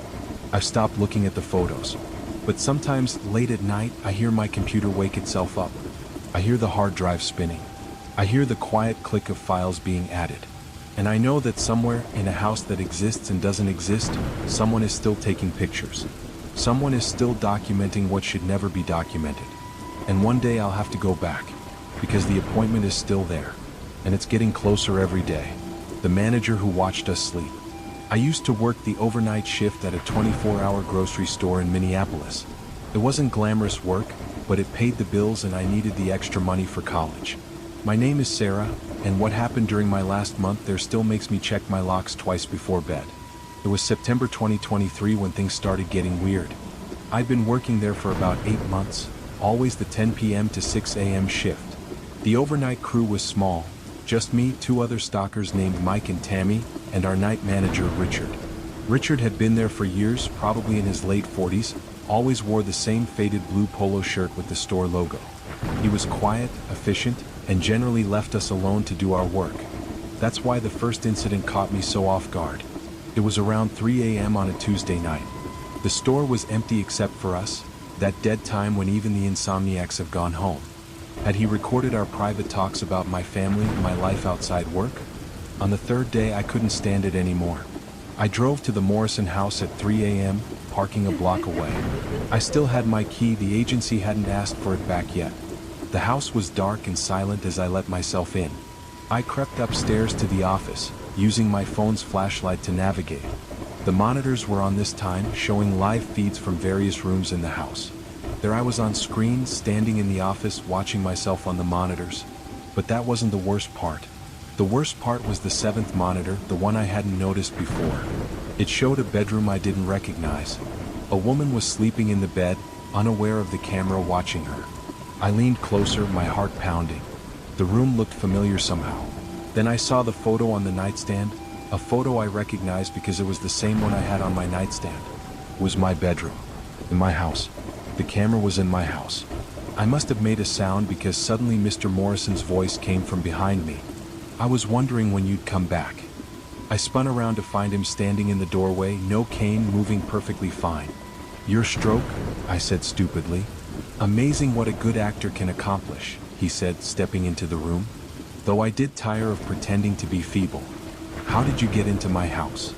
You'd be surprised how much personal information home health aides share during friendly conversation. Spare key under the decorative frog? Really, Patricia, you should be more careful. I backed away, bumping into the desk. Don't look so frightened, he said. I'm not going to hurt you. I just like to watch. It's harmless, really. Harmless? You're stalking me? Recording me without permission? Stalking is such an ugly word.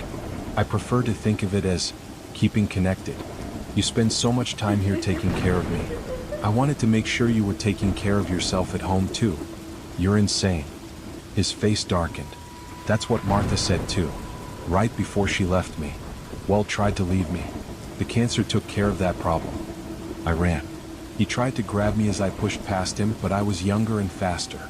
I flew down the stairs out the front door and didn't stop running until I reached my car. I drove straight to the police station. By the time they got to the Morrison house, he was gone. The surveillance room had been cleared out, the monitors and DVDs removed. He'd vanished as completely as if he'd never existed. They found the cameras in my house and removed them. 3 in total: bedroom, living room, bathroom. The forensics team said they'd been there for at least 2 weeks. 2 weeks of him watching my every private moment. The police searched for Harold Morrison for months. Turns out that wasn't even his real name. The real Harold Morrison had died 5 years ago. The man I'd been caring for had stolen his identity, moved into his house. Nobody knew who he really was or where he'd gone. I moved immediately, changed jobs, had a security system installed. But I still feel it sometimes, that sensation of being watched.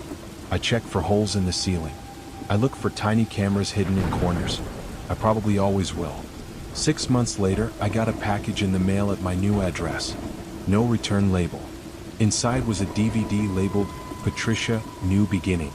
I gave it to the police without watching it. I didn't want to know what was on it.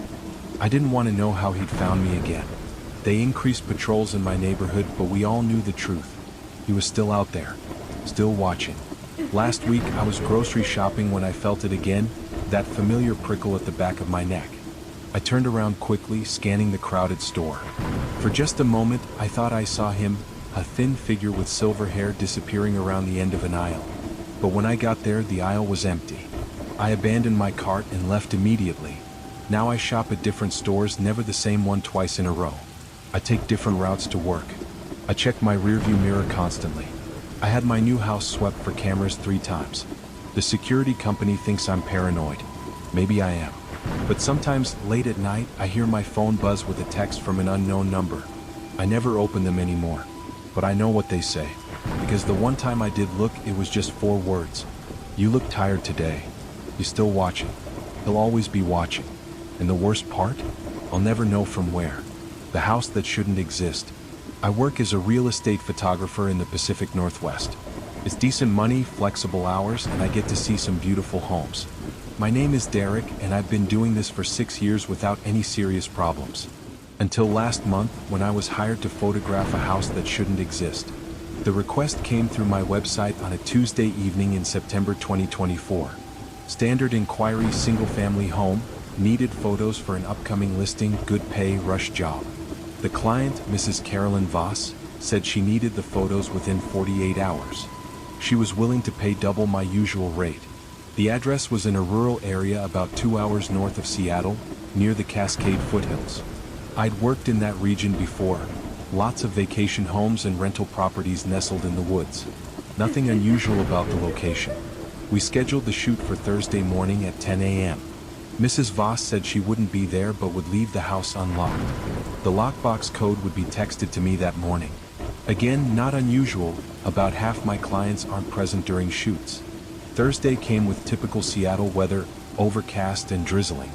I loaded my gear and made the drive north, watching the city give way to forests and mountains. My GPS led me off the main highway onto progressively smaller roads. The final turn was onto a gravel road with no street sign, just a wooden post with private drive carved into it. The road wound through dense forest for about a mile. Just when I was starting to think I'd taken a wrong turn, the trees opened up into a clearing, and there was the house. I sat in my car for a moment just staring. It was wrong somehow. Not architecturally, it was a beautiful craftsman-style home, 2 stories, wraparound porch, stone chimney. But something about it made my skin crawl. Maybe it was how perfect it looked. Every line, every angle, like it had been placed there by computer graphics rather than built. The lawn was immaculate despite being surrounded by wild forest. Not a single leaf on the grass, even though fall had started. I grabbed my gear and approached the front door. The text with the lockbox code had come through as promised. Inside, the house was staged to perfection. Modern furniture, tasteful art, fresh flowers on the dining table. It smelled like vanilla and new carpet. I started my usual routine wide shots of each room, detail shots of unique features, making sure to capture the best angles. The house photographed beautifully. Natural light poured through large windows despite the overcast day. Every room was pristine, magazine ready, but as I worked, that uneasy feeling grew stronger. It was too perfect, too clean. No dust particles in the light beams. No water spots on the faucets. No lived-in touches anywhere. When I reached the second floor, things got stranger. There were 4 bedrooms, each decorated in a different style. One was clearly a child's room, twin bed, toy chest, stuffed animals on the shelves. But the toys looked wrong. I was stocking cereal in aisle 7 when I felt eyes on me. You know that feeling like someone's standing right behind you? I turned around expecting to see Mike or Tammy needing help with something. But it was Richard. He was at the far end of the aisle, just standing there watching me. Not checking the shelves or holding a clipboard or doing anything managerial. Just watching. "Everything okay, Richard?" I called out. He didn't answer. Didn't move. Just kept staring. After maybe 10 seconds that felt like 10 minutes, he turned and walked away. I tried to shake it off. Maybe he was zoning out, tired from the long shift. We all got a little weird during those late hours. But it happened again the next night. And the next. Always the same. I'd be working and feel that presence, turn around to find Richard watching from a distance. He never said anything when I caught him. Just turned and left. I mentioned it to Mike during our break. "Yeah, he's been acting strange lately," Mike said, unwrapping his sandwich. "Caught him standing outside the break room door yesterday. Just standing there, not knocking or anything." "How long has he been doing this?" I asked. "A few weeks maybe? I don't know. Dude's always been odd." Tammy joined us, looking exhausted as usual. She worked 2 jobs and barely slept. "What are we talking about?" she asked. "Richard being creepy," Mike said. Tammy's face went pale. "Oh God, has he been watching you guys too?" We compared notes. Richard had been watching all of us, always from a distance, always silent. Tammy said she'd caught him following her to her car one night, but he turned away when she confronted him. "We should report him," I said. Mike shrugged. "For what? Being weird? He hasn't done anything." He was right. Being creepy wasn't against company policy. So we just tried to ignore it, stayed together when possible, watched each other's backs. But Richard's behavior escalated. One night in early October, I was in the walk-in cooler getting milk to stock. The door was heavy and the cooler was loud with fans, so I didn't hear him come in. I turned around with a crate of milk and nearly screamed. Richard was right there, maybe 2 feet away, just staring at me. "Jesus, Richard, you scared me." He didn't apologize. Didn't step back. Just kept staring with this blank expression. "Do you need something?" I asked, trying to keep my voice steady. "You look tired," he said. His voice was flat, emotionless. "I'm fine. Just need to get this milk out there." "You should rest. Take a break." I just had my break. "Take another one." The way he said it wasn't a suggestion. It was an order. Something in his tone made my skin crawl. "I really need to get back to work," I said, trying to move past him. He stepped to the side, blocking me. "Rest is important, Sarah. You work so hard. You should rest." My heart was pounding now. We were alone in the cooler, the door was closed, and Richard was acting beyond strange. "Move, Richard. Now." Maybe it was the firmness in my voice, but he stepped aside.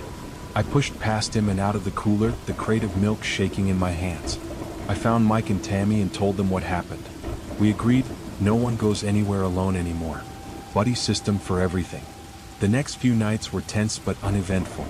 Richard kept his distance, though I could still feel him watching. We started documenting everything, writing down times and incidents, building a case to take to corporate. Then came the night that changed everything. It was October 15th, a Sunday night. Slower than usual, hardly any restocking to do.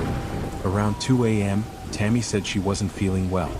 "I think I need to lie down," she said, holding her stomach. "Just for a few minutes."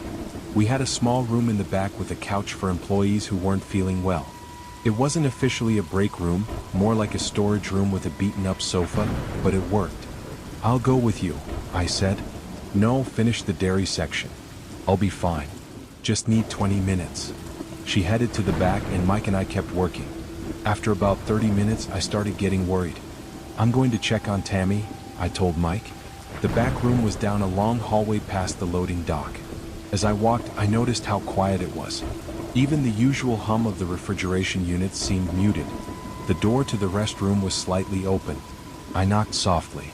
"Tammy? You okay?" No answer.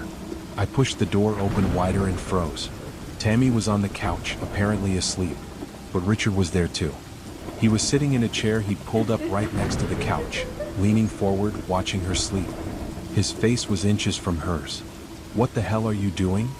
I whispered harshly, not wanting to wake Tammy. Richard turned to look at me slowly, like he was coming out of a trance. She looked uncomfortable. I was making sure she was okay. Get away from her. Now. He stood up, that same blank expression on his face. I was just watching, making sure she was safe. Get out. He walked past me, stopping in the doorway. "You all look so peaceful when you sleep," he said. "So vulnerable." Then he left. I woke Tammy up immediately and told her what I'd seen. She was horrified. We found Mike and the three of us marched to the manager's office. Richard was sitting at his desk, looking at something on his computer. "We need to talk," Mike said. Richard minimized whatever he was looking at and turned to us. "Is there a problem?" "Yeah, there's a problem," I said. "You were watching Tammy sleep. That's beyond inappropriate." "I was ensuring employee safety," he said calmly. "Bullshit," Tammy said. "You're being creepy and we're done with it. We're calling corporate." Richard's expression finally changed. His eyes narrowed. "I wouldn't do that if I were you." "Is that a threat?" Mike asked. Richard turned his computer monitor toward us. On the screen was a grid of video feeds. Security cameras, but not from the store. They were from our homes. My bedroom. Mike's living room. Tammy's apartment. All live feeds. My blood turned to ice. "How?" was all I could manage. "Amazing what you can do with the addresses from employee files," Richard said. "I like to make sure my team is safe, even when they're at home, especially when they're sleeping." "You're sick," Tammy said, her voice shaking. "I'm protective," Richard corrected. "I watch over you, all of you, every night." I was already pulling out my phone to call 911. "I have copies of everything," Richard said casually.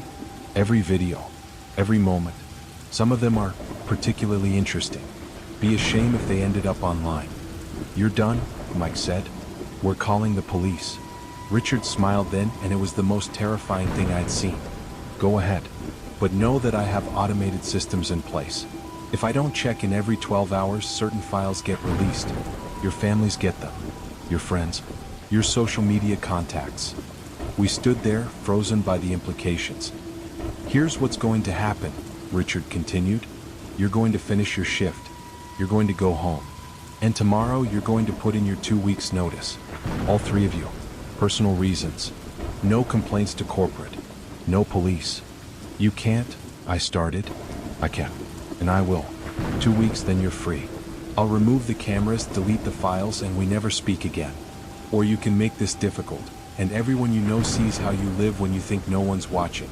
We finished that shift in terrified silence. The next day, we all put in our notices as instructed. But I couldn't just let it go.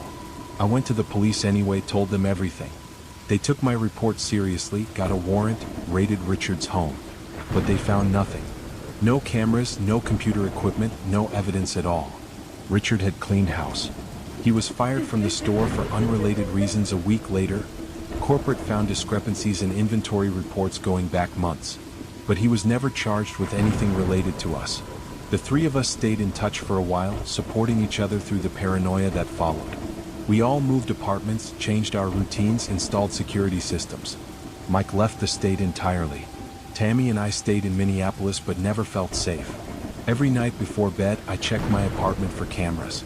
I looked for tiny holes in walls, suspicious devices, anything out of place. I found nothing, but the feeling persists. The feeling that someone is watching. Last month, I got a package with no return address. Inside was a USB drive. Against my better judgment, I plugged it into an old laptop. One file. A video. It was me sleeping in my new apartment, dated just 3 days earlier. The angle was from above, like the camera was in my ceiling. I called the police again. They searched but found nothing. No cameras, no entry points, no explanation. But I know he's still out there. Still watching. Still recording. I've moved 4 times now, changed jobs twice. But sometimes I wake up at 3 a.m. with that same feeling I had in the store. That someone is standing in the darkness just out of sight. Watching. Always watching. And the worst part? I'll never know when he's there and when he's not. I'll never be sure I'm alone.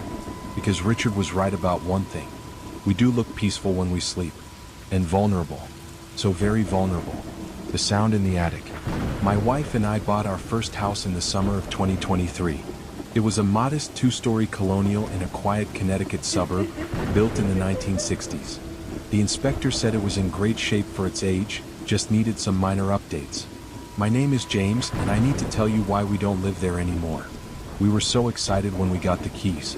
Lisa and I had been saving for years, living in cramped apartments, dreaming of having our own space. The house had 3 bedrooms, a big backyard, and a detached garage. Perfect for starting a family. The first few weeks were blissful. We painted walls, arranged furniture, and planted a small garden. Our neighbors were friendly, the street was peaceful, and we felt like we'd finally made it. Then I heard the sound for the first time. It was late July, around 2 a.m. I woke up to use the bathroom and heard something above our bedroom. A slow, rhythmic creaking from the attic, like footsteps on old wood. I lay there listening, my heart rate picking up. Creak, pause, creak, pause, creak. Lisa, I whispered, gently shaking her shoulder. Do you hear that? She mumbled something and rolled over, still asleep. The sound continued for maybe 5 minutes, then stopped.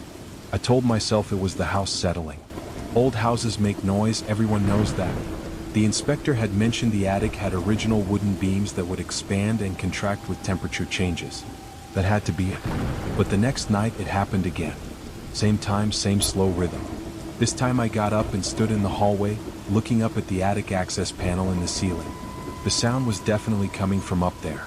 I grabbed a flashlight and pulled down the folding ladder.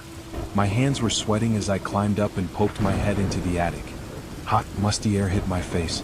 I swept the flashlight around, just insulation, exposed beams, and a few boxes the previous owners had left behind. Nothing moving. No signs of animals. I came back down and tried to sleep, but the sound started again an hour later. Over the next week, it became a nightly occurrence. Always between 2 and 3 a.m. Always that same measured pace. Lisa heard it too now, though she was less concerned than I was. It's probably squirrels or something, she said over breakfast. We should call an exterminator. But I'd been up in that attic 3 more times. No droppings, no nests, no chewed insulation. No sign of any living thing. I installed a motion-activated camera up there, aimed at the area where the sound seemed strongest. Every morning I checked the footage. Nothing. The camera never triggered during the sounds. By August, the sounds had evolved. The creaking footsteps were joined by what sounded like something being dragged across the floor. A heavy, scraping noise that made my skin crawl. One night I'd had enough. When the sound started at 2:17 a.m., I grabbed a baseball bat and headed for the attic. I was done being scared in my own home. I climbed the ladder quickly, bat in one hand, flashlight in the other. The sound stopped the moment my head cleared the opening. The attic was silent, still, exactly as it always was. But something was different. The boxes the previous owners had left, they'd been moved. Not far, just a few feet from where they'd been that afternoon. Someone had been up here. I called the police. 2 officers came out, searched the attic thoroughly. They found no sign of forced entry, no evidence anyone had been in our house. They suggested maybe I'd moved the boxes myself and forgotten. The looks they gave each other said they thought I was wasting their time. Lisa tried to be supportive, but I could see the worry in her eyes. Not about the sounds, about me. I was losing sleep, jumping at every noise, becoming obsessed with the attic. I took time off work to investigate during the day. I researched the house's history at the town library. Nothing unusual, built in 1962, owned by 3 different families before us. No deaths, no tragedies, nothing to explain what I was hearing. But then I found something. In the library's archive of old newspapers, a small article from 1978. A 10-year-old boy named Timothy Marsh had gone missing from our neighborhood. He was never found. The search had focused on the woods behind our street, but they'd checked every house too, including ours. I couldn't shake the feeling that this was connected somehow. That night, the sounds were louder than ever. And for the first time, I heard something new. A voice. Faint, muffled, but unmistakably human. It sounded like crying. I woke Lisa. "Do you hear that?" She sat up, listening. Her face went pale. "Oh my God. Is that a child?" We called 911 immediately. This time they sent more officers, took it seriously. They brought thermal cameras, did a comprehensive search of not just the attic but the entire house. They found a section of the attic floor that sounded hollow when tapped. Using a small saw, they cut through the boards. Underneath was a hidden space, maybe 4 feet by 6 feet. Inside were toys, children's books, and blankets. Old ones from the 1970s by the look of them, and scratches on the wooden beams. Dozens of scratches like tally marks. Someone counting days. The police brought in forensic teams, tore apart that section of the attic. They found bone fragments. Small ones. DNA testing would take weeks, but they were pretty sure they'd found Timothy Marsh. The theory was that someone, likely one of the previous homeowners, had kept him hidden in that space. The scratches suggested he'd been there for weeks, maybe months. The toys and books a sick attempt to keep him entertained. But that didn't explain the sounds I'd been hearing. Timothy Marsh had been dead for over 40 years. We moved out that day, stayed in a hotel while the investigation continued. The police questioned previous owners, combed through records. They never found enough evidence to charge anyone. The case went cold again. But I kept digging. I tracked down the family who'd owned the house in 1978, the Washingtons. The father had died in 1995, the mother in 2003. They'd had one son, Peter, who would have been 16 when Timothy disappeared. Peter Washington was still alive, living in a psychiatric facility in New Haven. He'd been institutionalized since 1980 for schizophrenia. I wasn't supposed to, but I visited him. Had to know. Peter was in his 60s now, heavily medicated, but surprisingly lucid. When I mentioned the house, his eyes focused on me with disturbing intensity. "Did you hear him?" he asked. "In the attic?" I nodded, my mouth dry. "I used to hear him too," Peter said. "Even after he was gone. Every night. Walking around up there. Crying. Mom and Dad said I was crazy. Said it was my guilt making me imagine things." "Did you?" "I was supposed to watch him," Peter continued, not really answering. "Timothy. He was my friend. We were playing hide and seek. I showed him the secret space in the attic. Told him to hide there. But then..." He stopped talking, staring at something I couldn't see. "But then what?" I prompted. "I forgot," he whispered. "I just forgot he was up there. For 3 days. When I remembered and went to let him out." He didn't finish. Didn't need to. "But I still heard him," Peter said, grabbing my arm. "Every night after. Walking around. Looking for a way out. He's still looking." I left the facility shaken. Logically, I knew Peter was mentally ill. His guilt had created auditory hallucinations that drove him to madness. But I'd heard the sounds too. Lisa and I had both heard them. We never moved back to the house. Took a huge financial loss selling it, had to disclose what was found. It sat empty for months before a developer bought it, planning to tear it down. But last week I drove by the old neighborhood. Couldn't help myself. The house was still there. Still empty. For sale sign in the yard again. I parked across the street just looking at it, and I swear in the attic window I saw movement. Just for a second. A small shadow there and gone. I drove away and haven't been back. But sometimes in our new apartment when I can't sleep, I think about Timothy Marsh. About those scratches on the beams, counting days in darkness. About a 10-year-old boy who hid too well and was forgotten. And I wonder if Peter was right. If some sounds echo forever, trapped in the spaces where terrible things happen. If sometimes the dead keep looking for a way out. Keep walking. Keep crying. Keep waiting for someone to remember they're there. I hope whoever buys that house has better luck than we did. But I doubt they will. Because every night, between 2 and 3 a.m., I think Timothy is still up there. Still playing hide and seek. Still waiting to be found. Still walking in the attic, looking for a way home.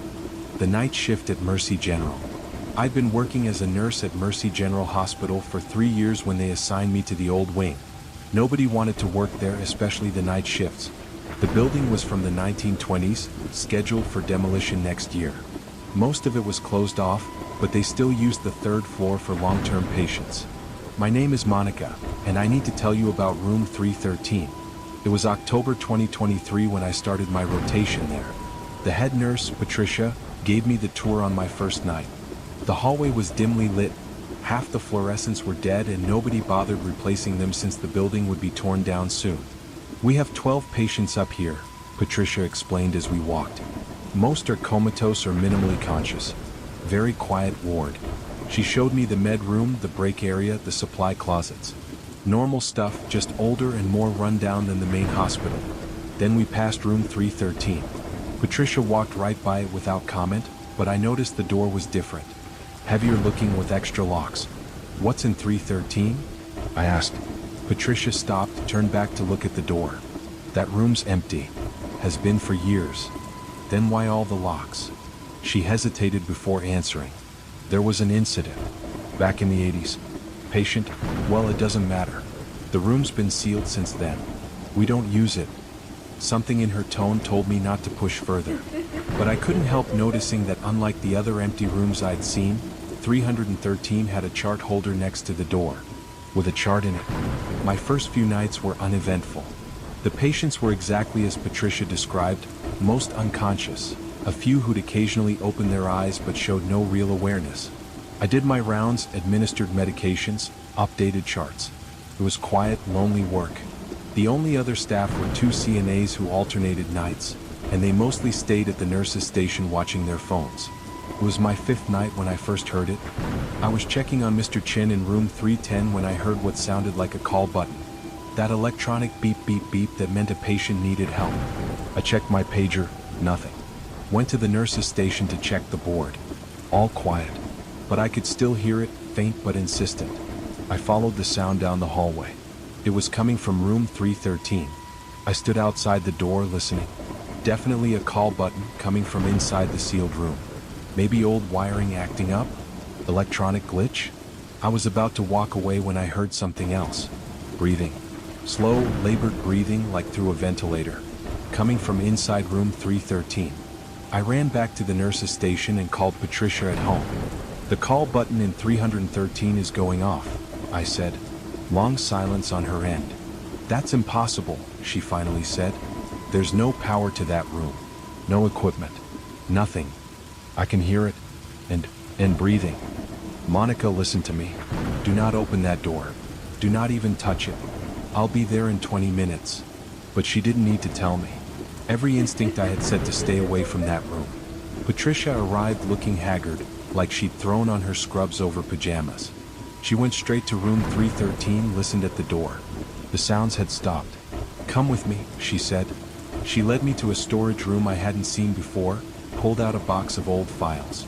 After some digging, she found what she was looking for, a folder marked 313 Confidential. I shouldn't show you this, she said, but you need to understand why we keep that room locked. The file told the story of Marcus Webb, admitted in 1987. He'd been in a car accident, left in a persistent vegetative state. No family, no visitors. He was placed in room 313 for long-term care. But after 3 months, the night nurses started reporting strange things.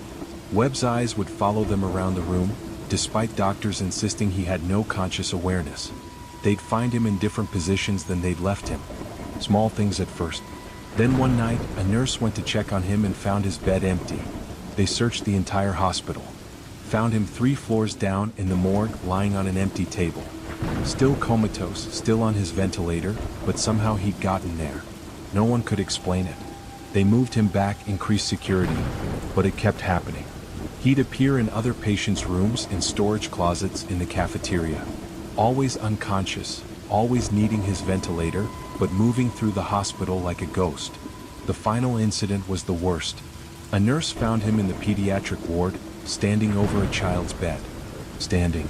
A man who hadn't moved a muscle in months, whose brain showed no activity beyond basic life functions. Standing there in the dark, watching a sleeping child. They moved him back to 313 and sealed the room. The official record said he died that night. Natural causes. But Patricia had more to tell. My mentor was working that night, she said. She told me what really happened. They didn't move him back to 313. They couldn't. Because when they tried to touch him, he reacted. Reacted how? He spoke. First time since the accident. Said one word, no. Then he walked back to 313 himself, walked Monica, a man with massive brain damage who hadn't moved in months. He walked back to his room and got in bed. That's impossible. The administrator ordered the room sealed with him inside. They turned off his ventilator, removed his feeding tube, waited for him to die. That's murder. Patricia nodded. But he didn't die. Not for days. They could hear him in there moving around, talking, begging to be let out. But when they finally opened the door, what? He was in bed, on his ventilator, comatose, like nothing had happened. Like those days of being awake were just gone. So they killed him? They tried. Injection of potassium chloride. Enough to stop his heart 3 times over. But the monitors showed he was still alive. Still in that vegetative state. That's when they gave up. Sealed the room permanently. Had a priest come in, perform last rites through the door. The chart says he died that night, but sometimes we still hear things. Call buttons. Breathing. And sometimes she was interrupted by my pager going off. Then hers. Then every pager in the building. All showing the same room number, 313. We ran to the hallway. The door to 313 was open. Not forced open. Not unlocked. Just standing wide open. Darkness visible beyond. Patricia grabbed my arm. Get the patients out. Now. What? Get them out of this wing. Call transport, get everyone moved to the main building. Now. I ran to call for help while Patricia stood guard at the door. Within minutes, we had teams evacuating patients. As they wheeled Mr. Chen past room 313, his eyes suddenly opened. He'd been comatose for 2 years. He looked right at the open doorway and screamed. Other patients started reacting too. Mrs. Patterson, who hadn't spoken in months, started praying loudly. Mr. Rodriguez began thrashing in his bed. All of them looking at room 313. All of them terrified. We got everyone out. Patricia and I were the last to leave, backing down the hallway, keeping our eyes on that open door. Just before we reached the elevator, I saw him. A figure in a hospital gown, standing just inside the doorway of 313. Tall, gaunt, head tilted at an unnatural angle. Watching us. Don't look at him, Patricia whispered. Don't acknowledge him. Just keep moving. We made it to the elevator. As the doors closed, I saw him step out into the hallway. The old wing was sealed that night. Not just room 313, the entire floor. The official story was structural damage, safety concerns. The patients were redistributed to other wards. Patricia and I were reassigned, told not to discuss what happened. But I couldn't let it go.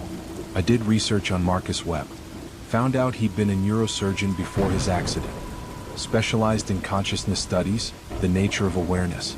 He'd written papers about the persistence of consciousness after brain death. Theories about the mind existing independent of the body. His colleagues had called him brilliant but obsessed. He believed consciousness could be transferred, preserved, even enhanced through trauma. The accident that put him in a coma? Single car crash on an empty road. No skid marks. Like he'd driven straight into a tree on purpose. The demolition of the old wing was postponed indefinitely. They said it was budget issues, but I knew better.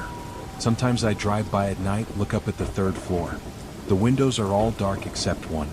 Room 313. There's always a faint light there, like medical equipment running on battery power. Like someone still being kept alive. Last month, I ran into one of the CNAs who'd worked the old wing. She told me she'd been having dreams. Dreams of Marcus Webb standing by her bed, watching her sleep.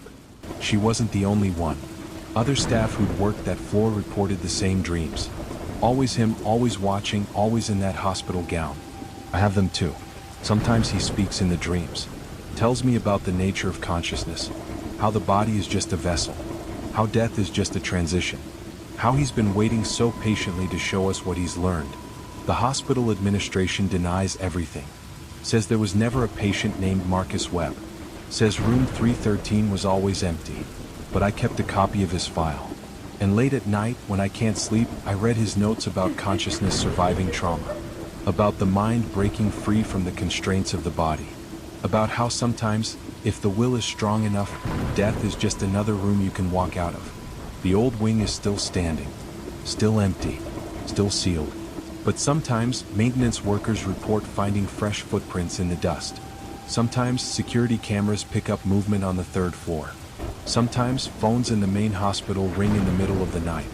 When they answer, they hear breathing. Slow mechanical breathing, like through a ventilator. From a patient who's been dead for 35 years. From a room that doesn't exist. From a man who learned how to walk between worlds. And is still walking, still watching, still waiting to teach us what he knows. The substitute teacher. I've been teaching middle school for 15 years and I thought I'd seen everything. Kids can be cruel, strange, unpredictable, but they're still just kids. My name is Janet, and I need to tell you about the substitute who covered my class last February. I had to take emergency medical leave for surgery, nothing life-threatening, but I'd be out for 2 weeks. The school arranged for a substitute teacher named Mr. Garrett to cover my 8th grade English classes. I left detailed lesson plans, seating charts, everything he'd need. My students were disappointed I'd be gone but promised to behave. I should have known something was wrong when none of them texted me during those 2 weeks. Usually when I'm out even for a day, I get messages from students asking about assignments or complaining about the sub. This time, nothing. Complete radio silence. When I returned on a Monday morning, the hallway outside my classroom was empty. Strange, since students usually clustered there before first period. I unlocked my door and stepped inside. The room was exactly as I'd left it. Too exact. Every pencil in the same place. Every paper stacked perfectly. Even the whiteboard had my handwriting from 2 weeks ago. Like no one had been there at all. The first period bell rang. Students filed in silently, taking their seats without the usual chatter.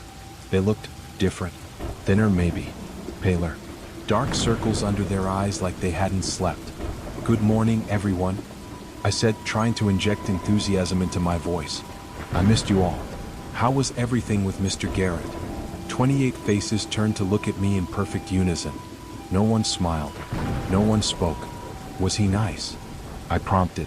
"Did you finish reading chapter 12 of To Kill a Mockingbird?" Finally, Emma, usually my most talkative student, raised her hand. "We didn't have a substitute," she said. Her voice was flat, emotionless. "What do you mean?" "Of course you did. Mr. Garrett." "No," said Tyler from the back row. "We didn't have anyone. We just came to class and sat quietly. For 2 weeks." I asked, incredulous. They all nodded. Same synchronized movement. I felt a chill run down my spine. "Then who taught you? Who took attendance?" "No one," Emma said. "We just sat. And waited." "Waited for what?" They didn't answer. Just stared at me with those tired, empty eyes. I tried to teach that day, but something was deeply wrong. The students moved in unison, turning pages at the same time, writing notes with identical hand movements. When I asked questions, they answered in monotone voices, giving technically correct but lifeless responses. During lunch, I went to the principal's office. "How was Mr. Garrett?" Principal Morrison asked. "He came highly recommended. The students say they never had a substitute." She frowned, pulling up records on her computer. "That's impossible. He signed in every day. Submitted attendance. Look." She showed me the digital records. Perfect attendance for all my classes, submitted each period by P. Garrett. "I need to see the security footage," I said. Principal Morrison hesitated but agreed. We went to the security office and pulled up the cameras from the past 2 weeks. I watched myself leave on that last Friday, saw the janitor lock up that night. Then Monday morning came. Students arrived, went to my classroom. But no adult ever entered. No substitute teacher ever appeared. We fast-forwarded through the entire day. Students sitting in my classroom, completely still for 7 hours. No teacher. No movement. Just 28 kids sitting in perfect silence. "This has to be wrong," Principal Morrison muttered, clicking through different camera angles. But they all showed the same thing.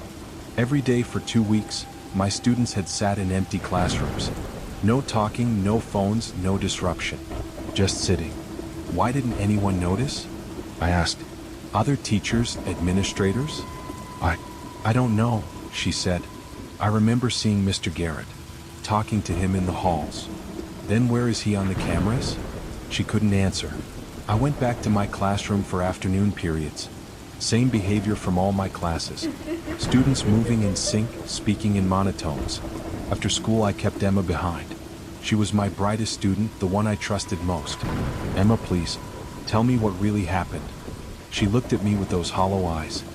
He said you'd ask. Oh, Mr. Garrett? She nodded slowly. What did he look like? Different to everyone, she said. To me he looked like my grandfather. But Tyler said he looked like his dead brother. Sarah said he looked like her mom. My blood ran cold. What did he teach you? How to wait, Emma said. How to be still. How to listen to the quiet. Listen for what?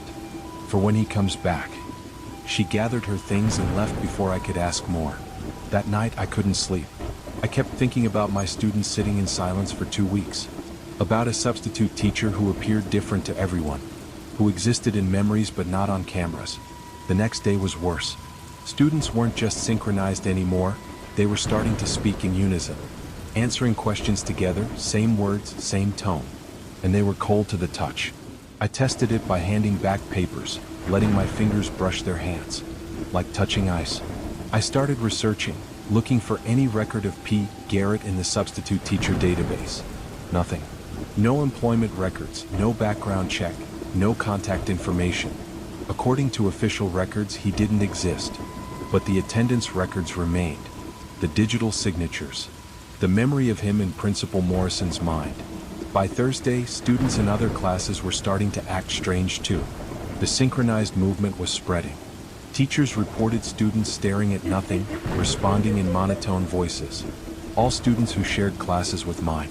Like it was contagious. Friday morning, I arrived to find a note on my desk. Handwritten in elegant cursive. Thank you for letting me borrow them. They're much improved now. P. Garrett. P.S. I'll be back when they're ready. I showed the note to Principal Morrison. She called the police. They interviewed students, but they all said the same thing word for word. We waited quietly for Mrs. Henderson to return. No variation. Same inflection. 28 different students speaking with one voice. The CDC was called when we discovered the students' body temperatures were dropping. 97 degrees, then 96, then 95. No other symptoms, just the cold. Parents pulled their kids from school. But at home, the behavior continued. Sitting still for hours. Moving in sync with siblings who'd been in my class. Speaking in unison over video calls. One parent sent me a video that still haunts me. Their daughter, Sarah, sitting at the dinner table with her family. Not eating, just staring straight ahead. Then she turned to look directly at the camera and said, "He's preparing us, Mrs. Henderson, for the quiet that's coming." Her parents swore she couldn't have known she was being filmed. The school shut down for a week for deep cleaning. But I knew they were scared. We all were. When we reopened, 12 of my students didn't return. Their parents had moved away, no forwarding addresses. The remaining students slowly returned to normal over the next month. Temperatures rose. Synchronized movement stopped. They started acting like kids again. But they couldn't remember those 2 weeks. Complete amnesia about Mr. Garrett and what happened while I was gone. All except Emma. She remembered everything but wouldn't talk about it. Would only say, "He taught us patience." 3 months later, I got reports from other schools. 12 new students had enrolled in various middle schools across the country. Students who moved in perfect synchronization. Who spoke in monotone voices. Who sat still for hours without blinking. Whose body temperatures were 5 degrees below normal. I tried to track them down to warn their new teachers. But the families had used fake addresses, false names. The students disappeared into new schools like seeds scattered in the wind. Now it's October and I watch my current students carefully, looking for signs. The slightest synchronization. A monotone response. A drop in temperature. Because I know P. Garrett is still out there. Still substituting. Still teaching students to wait quietly. And Emma finally told me what they're waiting for. For when there are enough of us, she said, then he'll come back. And the quiet will spread to everyone. She's graduating this year. Going to high school. Where she'll meet new students. Make new friends. Share what she learned during those 2 weeks. I've reported everything to anyone who will listen. But how do you stop something that doesn't officially exist? How do you fight a teacher who's only there in memory? How do you protect students from lessons they can't forget but won't remember? I still teach, still watch, still wait, just like my students learned to do. And sometimes when the classroom is very quiet, I swear I can feel him. Pete Garrett, standing at the back of the room, watching me teach, waiting patiently for his next substitution, for his next class of students to prepare, for the quiet that's coming. And I wonder, when it arrives, will I be ready? Or will I just sit silently like my students did? Waiting, always waiting, for whatever comes next. The passenger. I've been driving for rideshare companies for 6 years. Done thousands of rides, met every type of person you can imagine. The drunk party girls, the stressed businessmen, the chatty tourists. After a while, you develop a sense for reading people. My name is Carlos, and I need to tell you about the passenger I picked up on November 3rd, 2023. It was around 11 p.m. on a Friday night in Chicago. Good money hours, lots of people heading home from bars and restaurants. I was downtown when the request came in. Pick up at the corner of Wabash and Madison. Name, M. That was it, just the initial. The pickup location was in front of an office building, all dark except for the lobby lights. I pulled up and waited. After about a minute, someone emerged from the shadows beside the building. Not from the building itself, from the narrow alley next to it. He was tall, thin, wearing a dark suit that looked expensive but old-fashioned. The kind with a vest and pocket watch chain. He moved smoothly to my car and got in the back seat. "Good evening," he said. His voice was cultured, pleasant, with an accent I couldn't place. I checked the app. The destination showed as an address on the far south side. A good 40-minute ride. "Long trip tonight," I said, starting to drive. "Heading home," in a manner of speaking. I glanced in the rearview mirror. He was sitting perfectly still, hands folded in his lap, looking out the window. Something about him made me uneasy, but I couldn't pinpoint what. Maybe it was how he didn't have a phone out. Everyone has their phone out these days. We drove in silence for a few minutes before he spoke again. "Do you enjoy your work, Carlos?" I hadn't told him my name, but then I remembered it shows up in the app. "It pays the bills," I said. "Meet interesting people." Yes, people are endlessly fascinating. Each one unique. Each one valuable. The way he said valuable sent a chill down my spine. "You from Chicago?" I asked, trying to keep things normal. "I've been here a very long time. Watched it grow from mud to metropolis. Seen the fire, the rebuilding, the rise and fall and rise again." I laughed nervously. "You don't look that old." In the mirror I saw him smile. His teeth were very white. Too white. Appearances can be deceiving. We were on Lakeshore Drive now, the city lights reflecting off the water. Traffic was moving well. "Tell me, Carlos," he said, "do you believe in evil?" "I guess." "Why?" "Just curious about modern perspectives. You drive at night. You must see the worst of humanity sometimes." "Sometimes. But mostly people are just people. Trying to get by." How refreshingly optimistic. Something in his tone made me check the mirror again. He was staring at me now, not at the passing scenery. His eyes caught the streetlights strangely, reflecting them like a cat's. "Your accent," I said, desperate to change the subject. "Where are you from originally?" "A place that no longer exists. At least not as it was." We drove in silence for another 10 minutes. I kept checking the GPS, counting down the miles. Something felt very wrong, but I couldn't justify ending the ride early. He hadn't done anything threatening. He was just unsettling.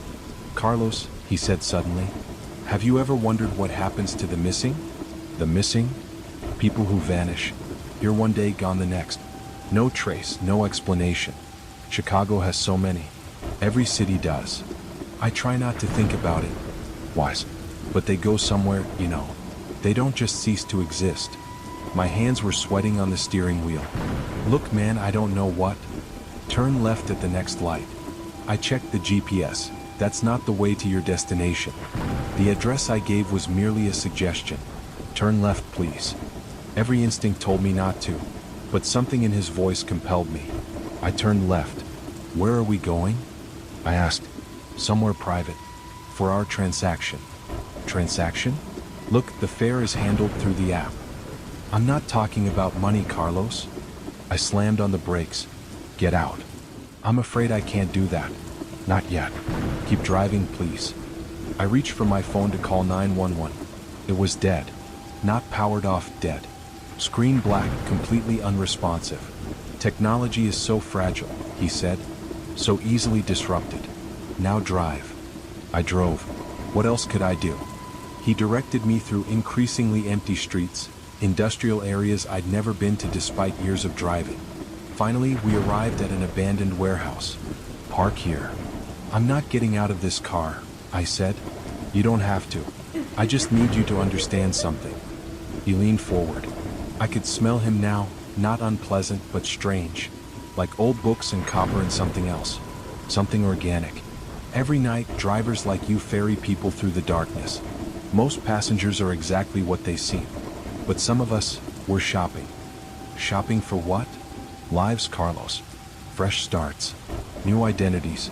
The right person at the right time. You're crazy. Am I? How many people go missing in Chicago every year? Where do you think they go?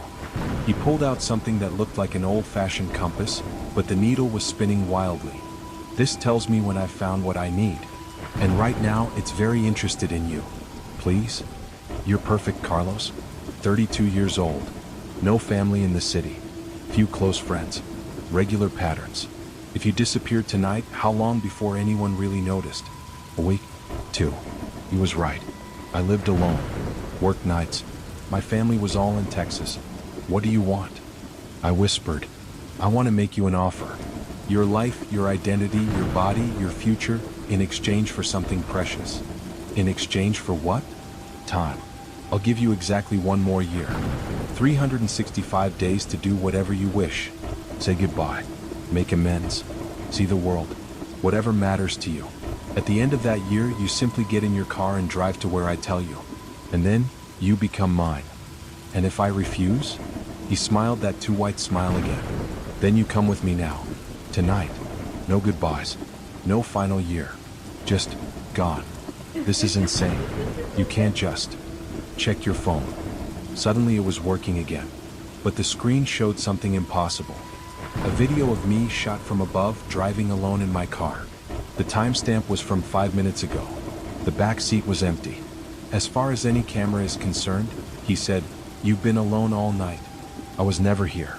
If you disappear, there's no trail. No suspect. Just another missing person in a city full of them. My mind raced, looking for options. Why a year? Why not just take me now? Because desperation adds flavor. Because knowing something is coming makes every moment sweeter. Because I'm not without mercy. He pulled out an old business card, blank except for a phone number. You have until sunrise to decide. Call this number with your answer. If I don't hear from you, I'll assume you've chosen tonight. He opened the door and stepped out. Oh, and Carlos? Don't bother going to the police. We're trying to run. I've been doing this since before your grandfather was born. I'm very good at finding people. He walked into the darkness between the warehouses and vanished. Not walked away, vanished. Like he'd stepped through an invisible door. I sat there shaking for I don't know how long. Finally, I drove home, checking my mirrors constantly.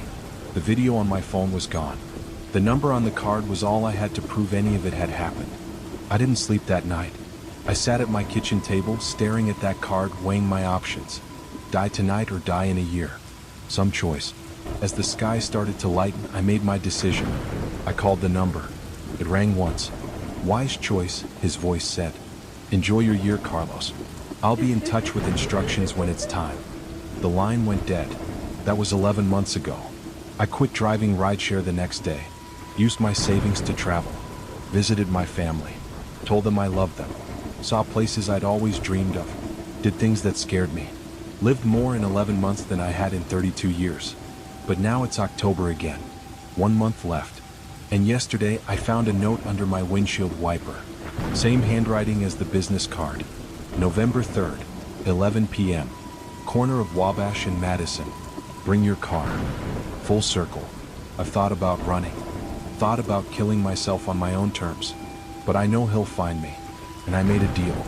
So I'm writing this down, posting it everywhere I can. Not because I think it will save me, but because people should know. When you call a ride late at night and someone gets in your car, you never really know what you're inviting in. Most passengers are harmless, but some are shopping, looking for the right person, the right life, the right disappearance. I have 30 days left. I'm trying to make them count, trying not to think about what comes after, about where he'll take me, about what I'll become. If you're reading this after November 3rd, you'll know I kept my word. Just another missing person in a city full of them. No trace. No explanation. Just gone. And somewhere in Chicago, something wearing my face will be starting a new life. While the real me, I don't want to think about where the real me will be. But if you drive rideshare, especially at night, be careful. Watch for passengers who emerge from shadows instead of buildings. Who know your name without being told. Who smell like old books and copper. Who ask if you believe in evil. And whatever you do, don't make any deals. No matter how much time they offer. Because a year passes faster than you think. And some passengers aren't really passengers at all. They're collectors. And they always collect what they're owed. Always. The new security system. My husband Tom and I had been living in our house for 12 years without any problems. Nice neighborhood in suburban Denver, good neighbors, low crime rate. But after a string of break-ins a few blocks over, we decided to upgrade our security. My name is Linda, and I need to tell you what that security system showed us. It was March 2024 when we had Secure Watch Plus installed. Top of the line system, cameras, motion sensors, door and window alarms, the works. The technician, a young guy named Brett, spent a whole day setting everything up. You've got 16 cameras total, Brett explained, showing us the app on our phones. 8 outside, 8 inside. Full coverage, night vision, motion activation. You can check them anytime from anywhere. Tom was fascinated by the technology. He spent hours that first week watching the feeds, testing the motion sensors, adjusting settings. Look, honey, he'd say. I can see the Johnson's cat in our backyard. The resolution is amazing. I was just happy to feel safer. The first month was uneventful. The cameras captured the mailman, delivery drivers, neighbors walking dogs. The motion sensors occasionally triggered on windy nights when tree branches moved. Normal stuff. Then Tom noticed something odd. Linda, come look at this, he called from his office one evening. On his computer screen was footage from our front door camera, timestamped 3:47 a.m. from the night before. A figure stood on our porch, just standing there facing the door. The image was clear despite the darkness. A woman in what looked like a nightgown, long hair hanging down, barefoot. She stood there for exactly 3 minutes, then turned and walked away. Probably just someone confused, I said. Maybe sleepwalking? But Tom was troubled. He checked the other cameras from that time. She hadn't walked up our driveway or sidewalk. She just appeared at the door. And when she left, she didn't go down the steps. She walked straight through our front garden, through the bushes, disappearing into the neighbor's yard. Should we call the police? I asked. And say what? Someone stood on our porch? He had a point. She hadn't tried to break in, hadn't done anything threatening. Just stood there. 2 nights later, she was back. Same time, 3:47 a.m. Same position. Same 3 minutes. But this time, Tom had set up alerts. His phone pinged him awake. He grabbed his baseball bat and headed for the door while I watched the feed on my phone. Tom, wait, I whispered. She's not alone. The camera showed 3 more figures had joined her. All women, all in nightgowns, all standing perfectly still facing our door. Tom looked through the peephole. I don't see anyone, he said. I checked my phone again. The figures were clearly there on camera. They're right there, I insisted. 4 of them. Tom opened the door. The porch was empty. But on my phone screen, I watched him walk right through them. They didn't move, didn't react. Just kept standing there as if he wasn't even there. This is impossible, I said. Tom came back inside, locked the door. On the camera feed, he walked through them again. After exactly 3 minutes, they turned in unison and walked away. We didn't sleep the rest of the night. The next morning, Tom called Secure Watch. A technician came out, checked all the cameras, ran diagnostics. Everything's working perfectly, he said. No glitches, no malfunctions. But we're seeing people who aren't there, Tom explained. The technician, an older man named Gary, got quiet. What address did you say this was? We told him. He pulled out his phone, did some searching. Your house was built in 1952, right? Yes, why? Just interesting. The lot was empty for 20 years before that. Used to be another house here, burned down in 1932. So, Gary hesitated. Look, I'm not supposed to talk about this stuff. Company policy. But I've installed a lot of systems, and sometimes cameras pick up things our eyes don't. What are you saying? I asked. I'm saying maybe those women are there. just not in a way we can normally see. He left us with that cheerful thought. That night I did research, found old newspaper articles about the fire in 1932. A family of 5 had died, parents and 3 daughters. The mother and daughters were found together by the front door. They'd been trying to escape but couldn't get the door open. Something about the heat warping the frame. I showed Tom the article. The mother's name was Margaret. The daughters were Rose, 17, Alice, 15, and Dorothy, 12. For women, Tom said quietly, just like on our camera. That night we watched together. 3:47 a.m. came. They appeared. But this time we could see more details. Their nightgowns were singed. Their hair was smoking. Their feet left no prints because they weren't touching the ground. They weren't standing at our door. They were standing at their door. The door that had trapped them 90 years ago. We watched for 3 minutes, the time it must have taken them to die. Then they faded away. We have to help them, I said. How do you help people who died before we were born? But I had an idea. The next day, I went to the local historical society, found more about the family. The father, William, had survived because he'd been working a night shift at the factory. He never remarried, never rebuilt. Sold the lot and left town. But there was something else in the records. The fire had been investigated. Arson was suspected but never proven. A neighbor had reported seeing someone near the house just before the fire started. Someone who shouldn't have been there. I kept digging. Found court records, police reports. William had been having an affair. His mistress, Helen, had threatened Margaret just days before the fire. Said she'd remove the obstacle to their happiness. Helen was never charged. Not enough evidence. She married William 6 months after the fire. They moved to California. Had 3 children. Lived a long life. Died peacefully in her sleep at 87.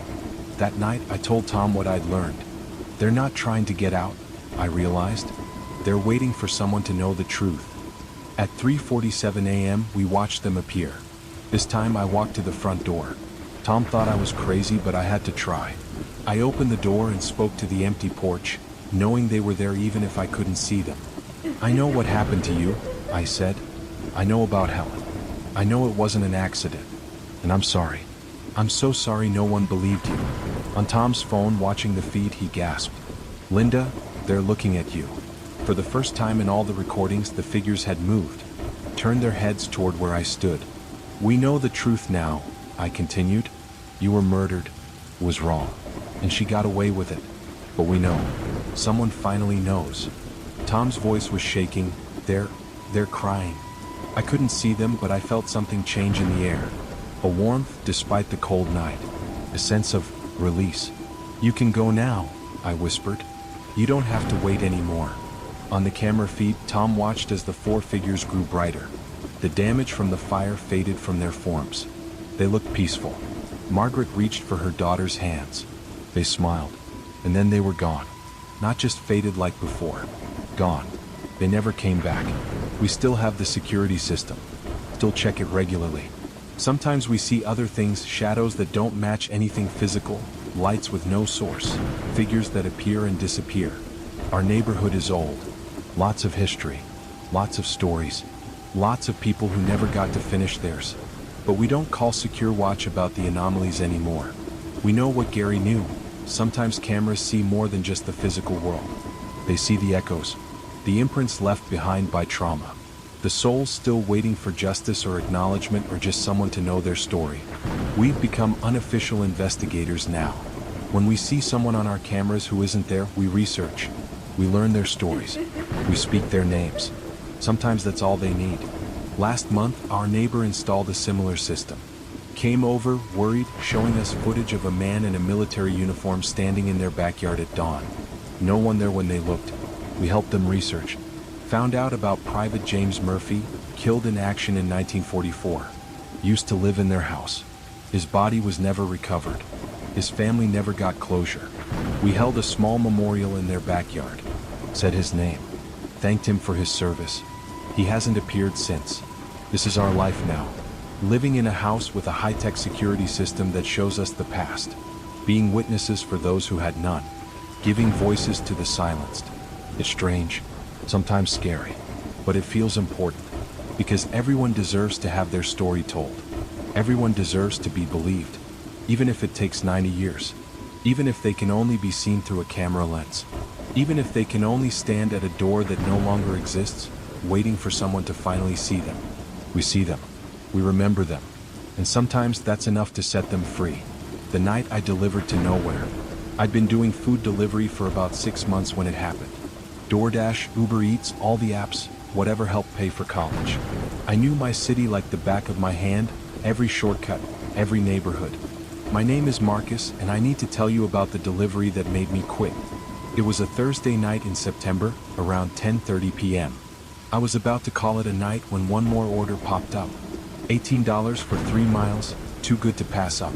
Pickup from a Thai restaurant I knew well, delivery to an address I didn't recognize. The pickup went smoothly. Large order, 4 entrees, 2 appetizers. Family dinner, I figured. The restaurant owner, Mr. Chen, seemed uneasy as he handed me the bags.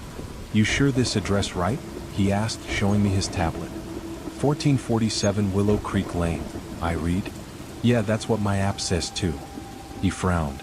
"I lived near there 30 years. No Willow Creek Lane. GPS will find it," I said, already heading out. But my GPS didn't find it. Not at first. It directed me to a neighborhood I delivered to dozens of times, then suddenly recalculated.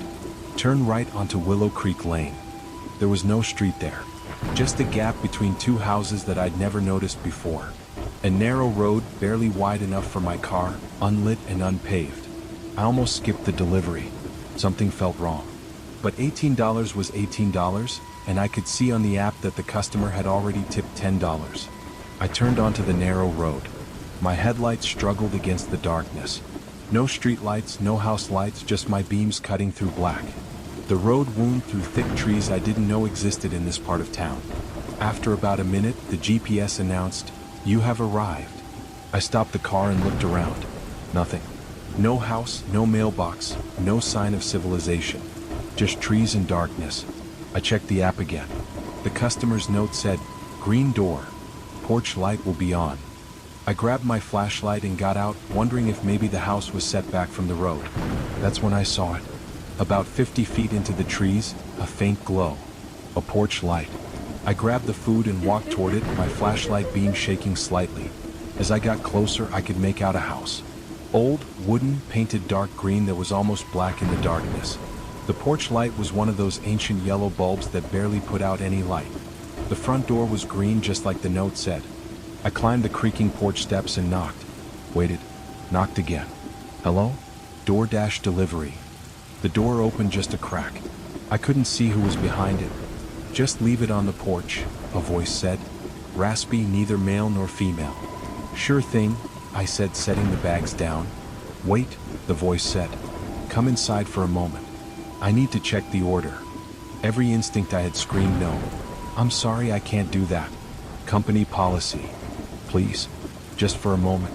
I ordered for my family and need to make sure it's all there. I can wait here while you check." The door swung open wider. An elderly woman stood there, thin and frail looking in a faded house dress. She seemed harmless enough. "Please," she said again. "My grandchildren are so hungry." Against my better judgment, I picked up the bags and stepped inside. The house smelled wrong. Like dust and something sweet-sick, like overripe fruit. The woman led me to a dining room where a long table was set for 6. Old china, tarnished silverware, glasses filled with what looked like water but had an oily sheen. "Set it out here, please," she said. As I unpacked the Thai food, I noticed the other chairs were occupied. 5 people sat at the table, completely still. Not moving, not blinking, not breathing that I could see. They looked like mannequins, but too detailed. Too real. An elderly man, 2 middle-aged adults, 2 children. All with their eyes open, staring at empty plates. "Your family?" I asked, my voice cracking. "Yes," the woman said. "They've been waiting so patiently for dinner." I set out the food with shaking hands. Pad Thai, curry, spring rolls. The smell of the food mixed with that sweet sick scent made my stomach turn. "How long have they been waiting?" I asked, though I didn't want to know. "Oh, time moves differently here," she said. "Could be days. Could be years. Hard to say." I finished unpacking and started backing toward the door. "I should go. Enjoy your meal." "Don't you want to see them eat?" she asked. "They're so hungry." As she said this, the 5 figures at the table started to move, heads turning toward the food with jerky, unnatural movements.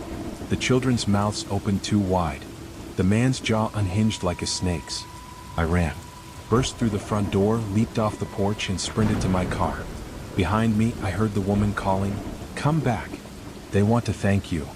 I started the car and reversed down that narrow road faster than was safe. When I hit the main street, I floored it.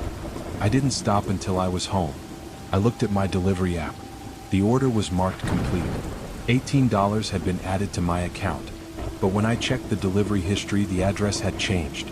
Instead of 1447 Willow Creek Lane, it now showed a normal address on a street I knew well.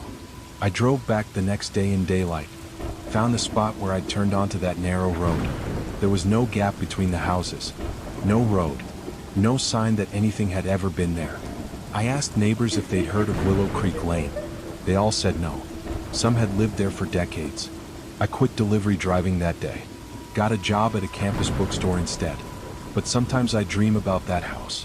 About the family sitting at the table waiting for their food. About mouths opening too wide. About the woman's voice, "They're so hungry." Last week, I ran into another delivery driver at a coffee shop. Young guy looked exhausted. He was staring at his phone, frowning. "Weird address," he muttered. I glanced at his screen. My blood went cold. 1447 Willow Creek Lane. "Don't take that order," I said. He looked at me confused. "Why not? It's $25 for 2 miles. Trust me, just don't." He shrugged and declined the order. We talked for a while. Turns out, several drivers in town have stories about addresses that don't exist. Orders that lead to nowhere. Or to places that shouldn't be there. Most refuse to talk about what they saw. But they all quit soon after. There's a theory among the few drivers who've experienced it. The apps sometimes glitch. Connect to places that aren't on any map. Places that are hungry for more than just food. Or maybe it's not a glitch at all. Maybe someone or something figured out how to use our technology. How to reach through the screen and guide us to places we were never meant to find. All I know is this: if you're delivering food late at night and your GPS takes you somewhere that doesn't look right, trust your gut. Cancel the order. Take the hit on your ratings. Because some customers aren't really customers. Some addresses don't exist in our world. And some hungers can never be satisfied. No matter how much food you bring. No matter how many drivers they lure. They'll always be sitting at that table. Waiting. Hungry. Forever. The last room at the Sunrise Motel. I managed the Sunrise Motel for 23 years. It wasn't much, 24 rooms stretched along Route 66 in Arizona, the kind of place travelers used when they couldn't afford anything better. But it was honest work and I took pride in keeping it clean and safe. My name is Eleanor and I need to tell you why I burned room 19 to the ground. The Sunrise was built in 1962, back when Route 66 was the main street of America. By the time I took over in 2000, it was just a tired roadside motel clinging to life. But the owner, Mr. Patel, trusted me to run it and I did my best. Room 19 was always a problem. It was at the far end of the building, next to the utility room. Same size as all the others, same faded blue carpet, same pine furniture. But guests complained. The air conditioner worked but the room stayed hot. The lights flickered despite new wiring. The shower ran red for the first 30 seconds, even after we replaced all the pipes. And the dreams. God, the dreams people had in that room. Guests would stumble into the office at 3 a.m., pale and shaking, demanding a different room. They couldn't always explain what they dreamed, but they all used the same words. Someone's watching me in there. I started keeping a log of incidents. By 2010, I had 3 notebooks full. Complaints about voices through the walls when the adjacent rooms were empty. Reports of someone sitting on the bed in the middle of the night. The smell of cigarette smoke and cologne that wouldn't air out. One guest, a truck driver named Bill, summed it up best. That room's got a stain on it. Something bad happened there and it won't let go. I researched the motel's history but found nothing significant. No murders, no suicides, no tragic accidents. Just normal wear and tear of a roadside motel. But room 19 got worse over the years. By 2015, I was losing money on it. Word had gotten out among the regulars. Truckers, traveling salespeople, migrant workers, they all knew to request any room but 19. I had to rent it to tourists who didn't know better and deal with the inevitable middle of the night complaints. Mr. Patel suggested we just close it permanently, but we needed every room to stay afloat. So I came up with rules for room 19. Only rent it when everything else was full. Never to anyone traveling alone. Never to anyone who seemed fragile or troubled. Always offer to move them if they complained, no questions asked. It worked mostly. Until October 2023. That's when Michael Forrester checked in. He was young, maybe 25, driving a beat-up Honda with Texas plates. Polite, soft-spoken, paid cash for 3 nights. He specifically asked for a room at the end of the building. I need quiet, he explained. Working on my dissertation. I gave him room 20, next to 19. For 2 days everything was fine. He kept to himself, only leaving to get food. I saw his light on late into the night working on that dissertation, I assumed. On the 3rd night, his last night, I was doing paperwork when I heard his door open around 1 a.m. Through the office window, I watched him walk to room 19. He stood in front of the door, just staring at it. I was about to go ask if he needed something when he pulled out a key.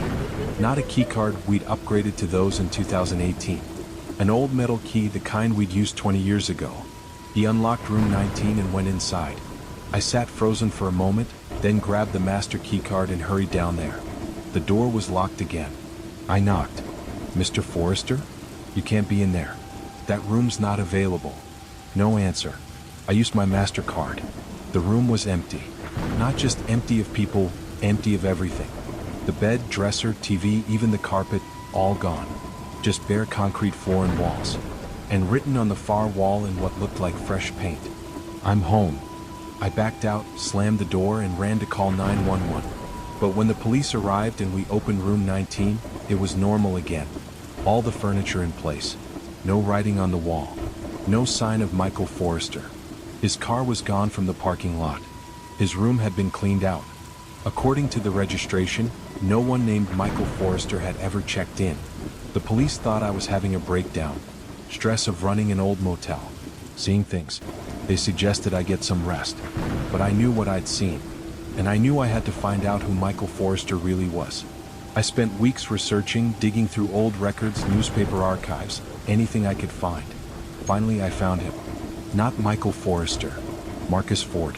He'd stayed at the Sunrise Motel in June 1987, when he was 25. Room 19. According to the newspaper, he'd disappeared during his stay. His car was found abandoned in the desert, but his body was never recovered. Case went cold. I dug deeper. Found the original police report. Marcus Ford had been running from something.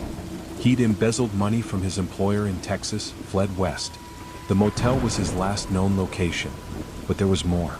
The night manager at the time, Dale Hutchins, had given a statement. Said Ford had seemed paranoid, claimed someone was following him. Asked for a room at the end where he could see anyone approaching. Dale had given him room 19. The last line of Dale's statement made my blood run cold. Guest complained about someone trying to get into his room around 1 a.m. I checked but saw no one. Never saw the guest again after that. Dale Hutchins had died in 1993. But I tracked down his widow, living in a nursing home in Phoenix. She was 89, sharp as a tack. Dale never got over that boy disappearing, she told me. Felt responsible somehow. Said he should have moved him to a different room when he complained. Did Dale ever say anything else about that night? She was quiet for a long moment. Dale wasn't superstitious, but he told me something once. Said sometimes when he walked past room 19 at night, he could hear someone crying inside. Even when it was empty. I drove back to the Sunrise knowing what I had to do. That night, I waited until 1 a.m. Then I went to room 19 with the master key and a can of gasoline. The room was ice cold when I entered. My breath came out in clouds. On the nightstand was an old metal room key. The tag read 19. As I picked it up, the bathroom door opened. Michael Forrester Marcus Ford stood there. He looked exactly as he had weeks ago. Exactly as he had in 1987. I couldn't leave, he said. He wouldn't let me. Who? The one who was following me. He caught up. Right here in this room. His form flickered like a bad TV signal. He's still here too. Waiting. He keeps anyone from leaving who reminds him of me. Who runs like I ran. Who hides like I hid. How many? I whispered. I don't know. Time is different here. Sometimes I'm alone. Sometimes there are others. All of us just waiting. The room got colder. Something moved in the shadows behind Marcus. Something larger. You should go, Marcus said urgently. He's noticing you. I backed toward the door, but it slammed shut. The shadow behind Marcus grew solid. A man, but wrong. Too tall, too thin, face obscured by darkness. Another runner? Its voice was like grinding stone. Another thief? Another one to keep. I'm not running from anything, I said. Everyone runs from something. It moved closer. What are you running from, Eleanor? And suddenly I knew. The weight of 23 years in this place. The opportunities I'd passed up. The life I'd never lived. The dreams I'd let die in favor of security. I was running from myself. From the person I could have been. Yes, it hissed. Stay. Run from yourself here. Forever. The gasoline can was heavy in my hand. I unscrewed the cap, started pouring. That won't work, the shadow said. This room has burned before. It always comes back. But Marcus smiled sadly. Not if someone chooses to stop running. I understood. I dropped the master key on the gasoline-soaked carpet. I quit, I said. I'm done running this place. Done hiding here.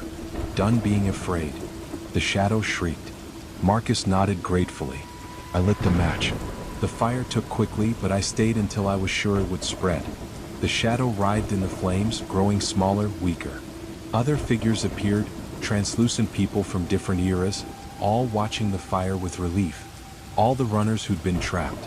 Marcus was the last to fade. Thank you, he mouthed. I made it out just as the roof collapsed on room 19. The fire department said it was an electrical issue. Insurance covered the damage. Mr. Patel decided not to rebuild that section. The Sunrise Motel now has 23 rooms. There's a gap at the end where room 19 used to be. Just an empty concrete pad and a patch of desert wildflowers that grow despite the Arizona heat. I don't manage the motel anymore. Moved to Oregon, opened a bookshop. Something I'd always dreamed of doing. I'm not running anymore. But sometimes I think about that night. About Marcus Ford and all the others trapped by their own flight. About the shadow that fed on runners and kept them forever. About how many other room 19s there might be. Places where the desperate stop to rest and never leave. Where something waits for those who run. Where the only escape is to stop running altogether.